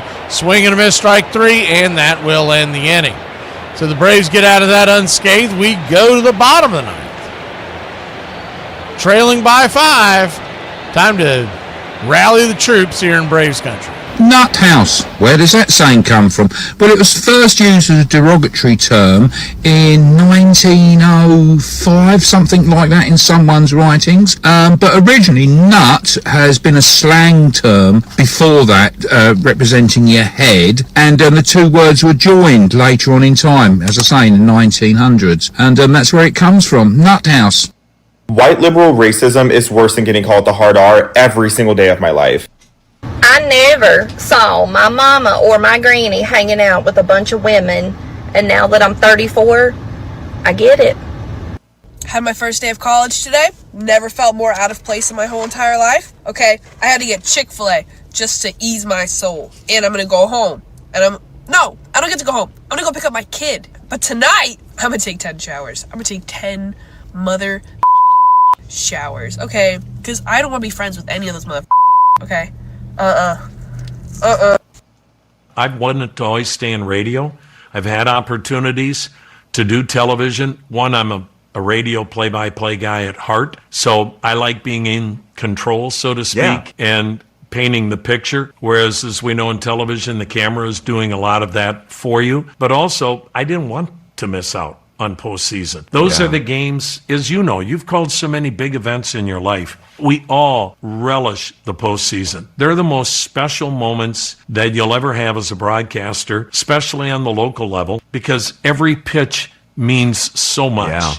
And there's just nothing like it. You don't sleep for the month of October, and you could care less. I'm disappointed for people that can't experience it, and it's a big reason why, among other things, I've always wanted to stay in radio.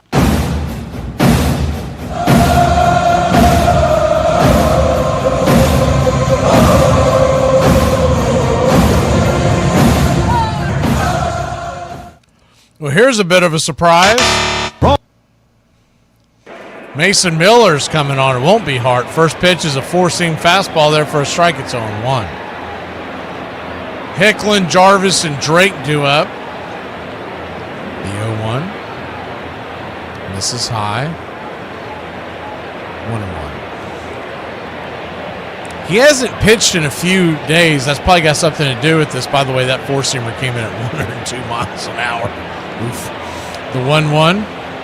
Upstairs, slider, 88 miles an hour, 1-2. I'm thinking what their philosophy behind this is, let's say they do lead tomorrow and they bring in Miller. Let's say they do get a lead on Thursday on a short turnaround. They're probably not going to pitch Miller regardless. 1-2 pitch, swing and a miss, strike 3. And there's one away. So they probably didn't worry about it. They just said, we'll go ahead and pitch him tonight and then use them either Wednesday or Thursday, depending on the game script. It was just strange that Hart was warming up. I thought that the idea would be Hart was coming in. Maybe if they would have really tagged a couple of runs on, that's what would have happened. First pitch to Jim Jarvis, first time ever seen Mason Miller. Welcome to the bigs, kid. Four-seam fastball, 102 miles an hour. It's 0-1. Get you some, JJ. You can do it. The 0-1. Swing. Slices it into center field. It's down for a base hit. There you go, JJ. Jim Jarvis getting the board. Not a hard hit ball, but hit them where they ain't, baby. Hit them where they ain't. I tell you, man, you got too much class. What can I say? This is it. 100% pure butter. I think you better slow down. Just slow down now. I can't. My motor is running. I can't stop. Happy, bright, pure dynamite. Righty-lefty matchup, first pitch, and that ball goes banging to the backstop. Jim Jarvis is on his horse. He goes around second, stops there. That ball ricocheted. That's what happens when 89 miles an hour comes flying in and hits your shin guards. I think if this game was a little closer and that run meant a little more, Jim Jarvis would have thought about going down to third on that one. It kicked that far away, the 1-0. Swing lifted. Deep down the left field line, stay fair. Bending foul. 1-1. You know, if they could at least put a scare into the Padres, they could wear Mason Miller out tonight and get him to throw quite a few pitches. The 1-1 swing and a miss four-seamer, 1-2. 100-mile-an-hour fastball, whistling about knee-high. 1-2 count. I mean, this is really where you want to shorten up your swing. You just want to put bat to ball if you're Drake. Just keep the ball in play and put the pressure on the defense. The 1-2. Misses high, four-seamer. Good take there, 2-2. An honest engine, when a guy's throwing 102 miles an hour, it doesn't take much to tap it and it to go a long way. The 2-2 count. Turns and kicks. Up top, misses. And it's a full count now. Standing on deck is Ozzie. Olsen is in the hole. That's pitch 11 for Miller. So like I said, if you could get 30 pitches on this guy tonight, you probably wouldn't see him tomorrow no matter what happened. The payoff in the dirt, ball 4. Ball kicks out in front of the catcher, but Jarvis will stay put. By the way, we're going to keep an eye on it as we go along here. Dodgers and Phillies. It's 2-1 in the top of the 8th over there. Shohei Ohtani's at the plate with 2 outs.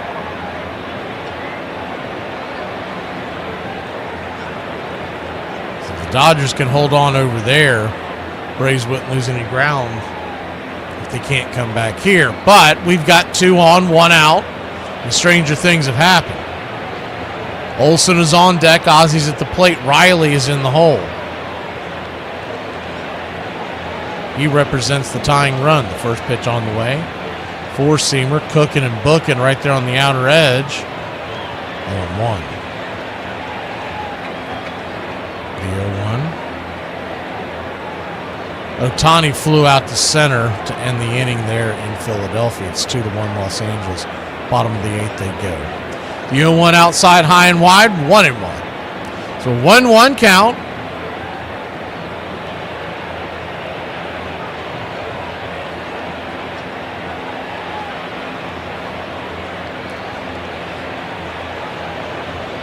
Pitch on the way, swing, pop up. Back behind the plate now to play, 1-2. On deck. It's Matt Olson. And once again, they've got the tying run in the hole. Lawson Riley, the 1-2. Swing belted. Down the deep line of right field, but into the upper deck, foul. Could not keep it straight, man. He clocked that one. That had to have been the slider. It was. The 1-2. Caught looking, strike 3. 2 strikes, you got to swing the bat in the 9th inning. Got to swing the bat. That was a bad ending to a pretty good at bat there by Ozzy Albies. Cannot take that pitch. Doesn't matter if that guy throws 100 miles an hour and he crosses you up with that slider. You've got to swing the bat. First pitch to Matt Olson is outside wide. Would have been a strike if they had a challenge. They do not. It's 1-0. So now the tying run would be Michael Harris. Olson and Riley have to get aboard. The 1-0. Swing, rifles it off the face mask. Campuzano, 101-mile-an-hour fastball, and it got smacked up against his jaw. That'll wake you up. 1-1. Whew. Ball exploded off the bat and smacked him, square in the jaw. That was like a Holyfield right hook coming to the grizzle. I think he's got to go get a new face mask. I think it broke. Mets are going to put the Brew Crew to bed. It looks like it's 4-0 in the 8th there. The 2 outs.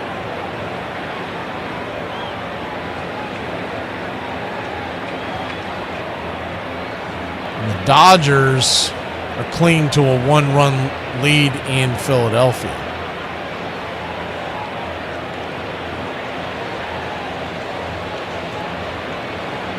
We wait for them to get that mask situated. Trey Turner grounds out to short in Philadelphia, 6-3, put out 1 away in Philadelphia. Back to the action here is the first pitch off of that delay is a 4-seam fastball, 1-2. So the Braves are down to their final strike.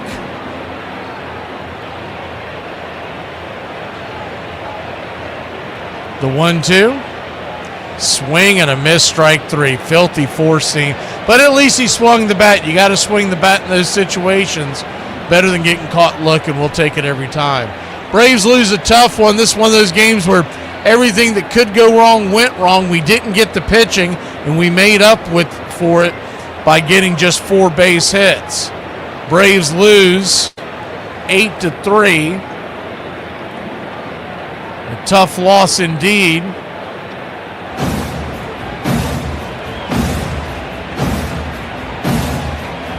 Here's some things we can focus on. 1, we tried hard. And 2, we're still dear friends. This sucks. It's horse but I'm too polite to say anything because I'm a class act. There isn't anything to do. We're done. We're licked. What do they do to us? Right now, we're caught as we're wanted. If it's amusement you're after, I guess the game's up. That's all over with. Oh, what a loser! loser! So goodbye, everybody, and remember, please, for the next day or so, the terrible lesson you learned tonight.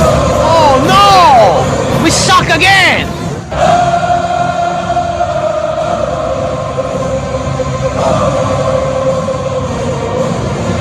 Eight runs, 13 hits, no errors for San Diego. 3 runs, 4 hits, no errors for Atlanta. Raylo will drop to 4-2. 4 innings, 9 hits, 5 earned. He did have the 6 strikeouts, but the 3 walks and all those hits, that is a problem. Couple of bright spots. Jarvis did go 2 for 3. He scored a run. Harris got a hit. Olsen got a hit. And J.R. Ritchie, though he gave up the runs, he did strike out 4 3 2/3, giving up 3. And he ate up quite a bit of innings.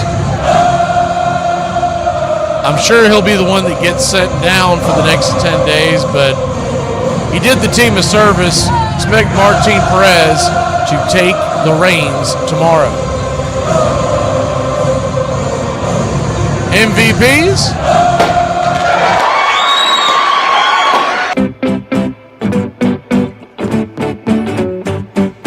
We got Royal Pita.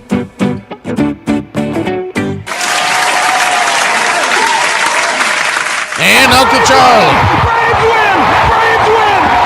Thank you to everybody who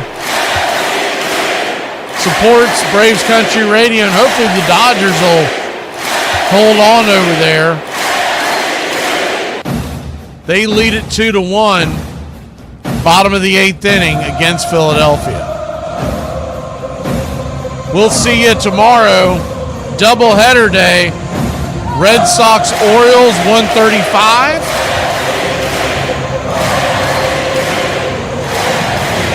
And Braves and Padres at 7 p.m. Y'all have a great night, Braves Country.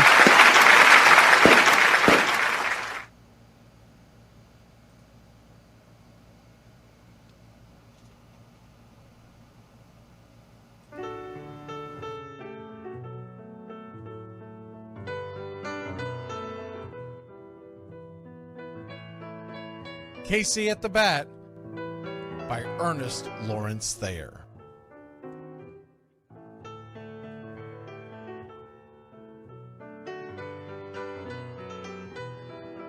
The outlook wasn't brilliant for the Mudville Nine that day.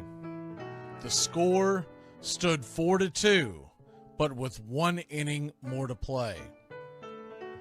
And when Cooney died at first and Barrows did the same, a pall-like silence fell upon the patrons of the game. A straggling few got up to go in deep despair. The rest clung to the hope which springs eternal in the human breast. They thought, if only Casey could but get a whack at that, we'd put up even money now with Casey at the bat. But Flynn preceded Casey, as did Jimmy Blake, and the former was a hoodoo, while the latter was a cake. So upon that stricken multitude, grim, melancholy sat, for there seemed but little chance of Casey getting to the bat. But Flynn let drive a single, to the wonderment of all, and Blake, the much despised, tore the cover off the ball. And when the dust had lifted, and men saw what had occurred, there was Jimmy safe at second, and Flynn a hugging third. Then from 5,000 throats and more rose a lusty yell. It rumbled through the valley, it rattled in the dell. It pounded on the mountain and recoiled upon the flat, for Casey, mighty Casey, was advancing to the bat. There was ease in Casey's manner as he stepped into his place. There was pride in Casey's bearing, and a smile lit Casey's face.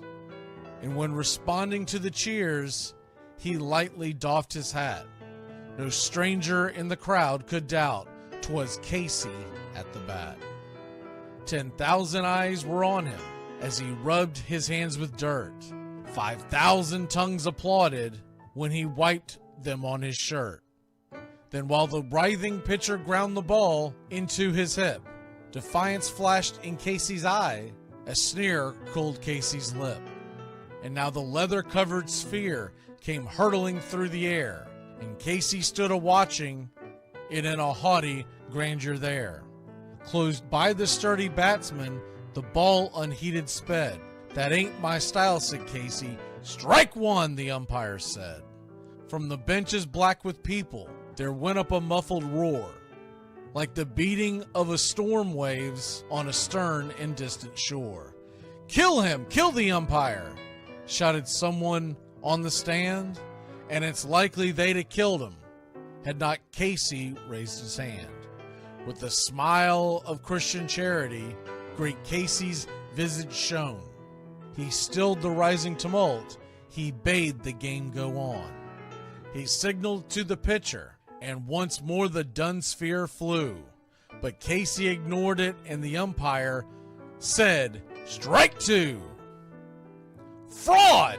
cried the maddened thousands, and echoed answered, "Fraud!" But one scornful look from Casey, and the audience was awed. They saw his face grow stern and cold. They saw his muscles strain, and they knew that Casey wouldn't let that ball go by again. The sneer is from Casey's lip. His teeth are clenched in hate.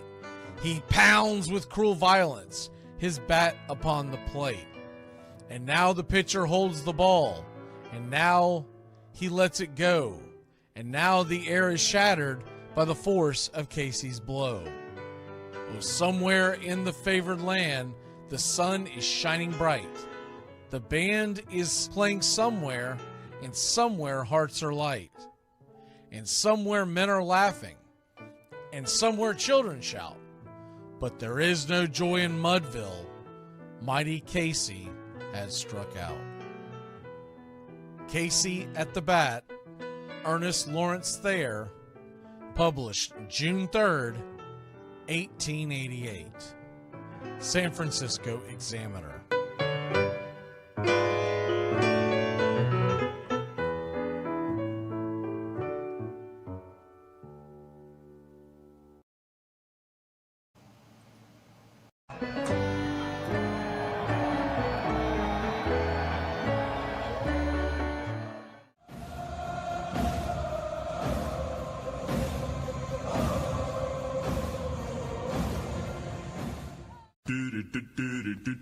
Goodbye, sweetheart, well, it's time to go. We're back tomorrow with another show. Well, unless we're fired, we'll talk to you then. Goodbye, sweetheart, goodbye. Goodbye. Guys and gals, it's time to go. We'll see you on the next show. Same bat time, same bat channel. It's closing time, y'all. You don't have to go home, but you can't stay here. Have a great one. On your way out, please like and subscribe, and don't forget to tip your favorite bartender. We'll see you. I'm Mac McGee, signing off for Braves Country Radio.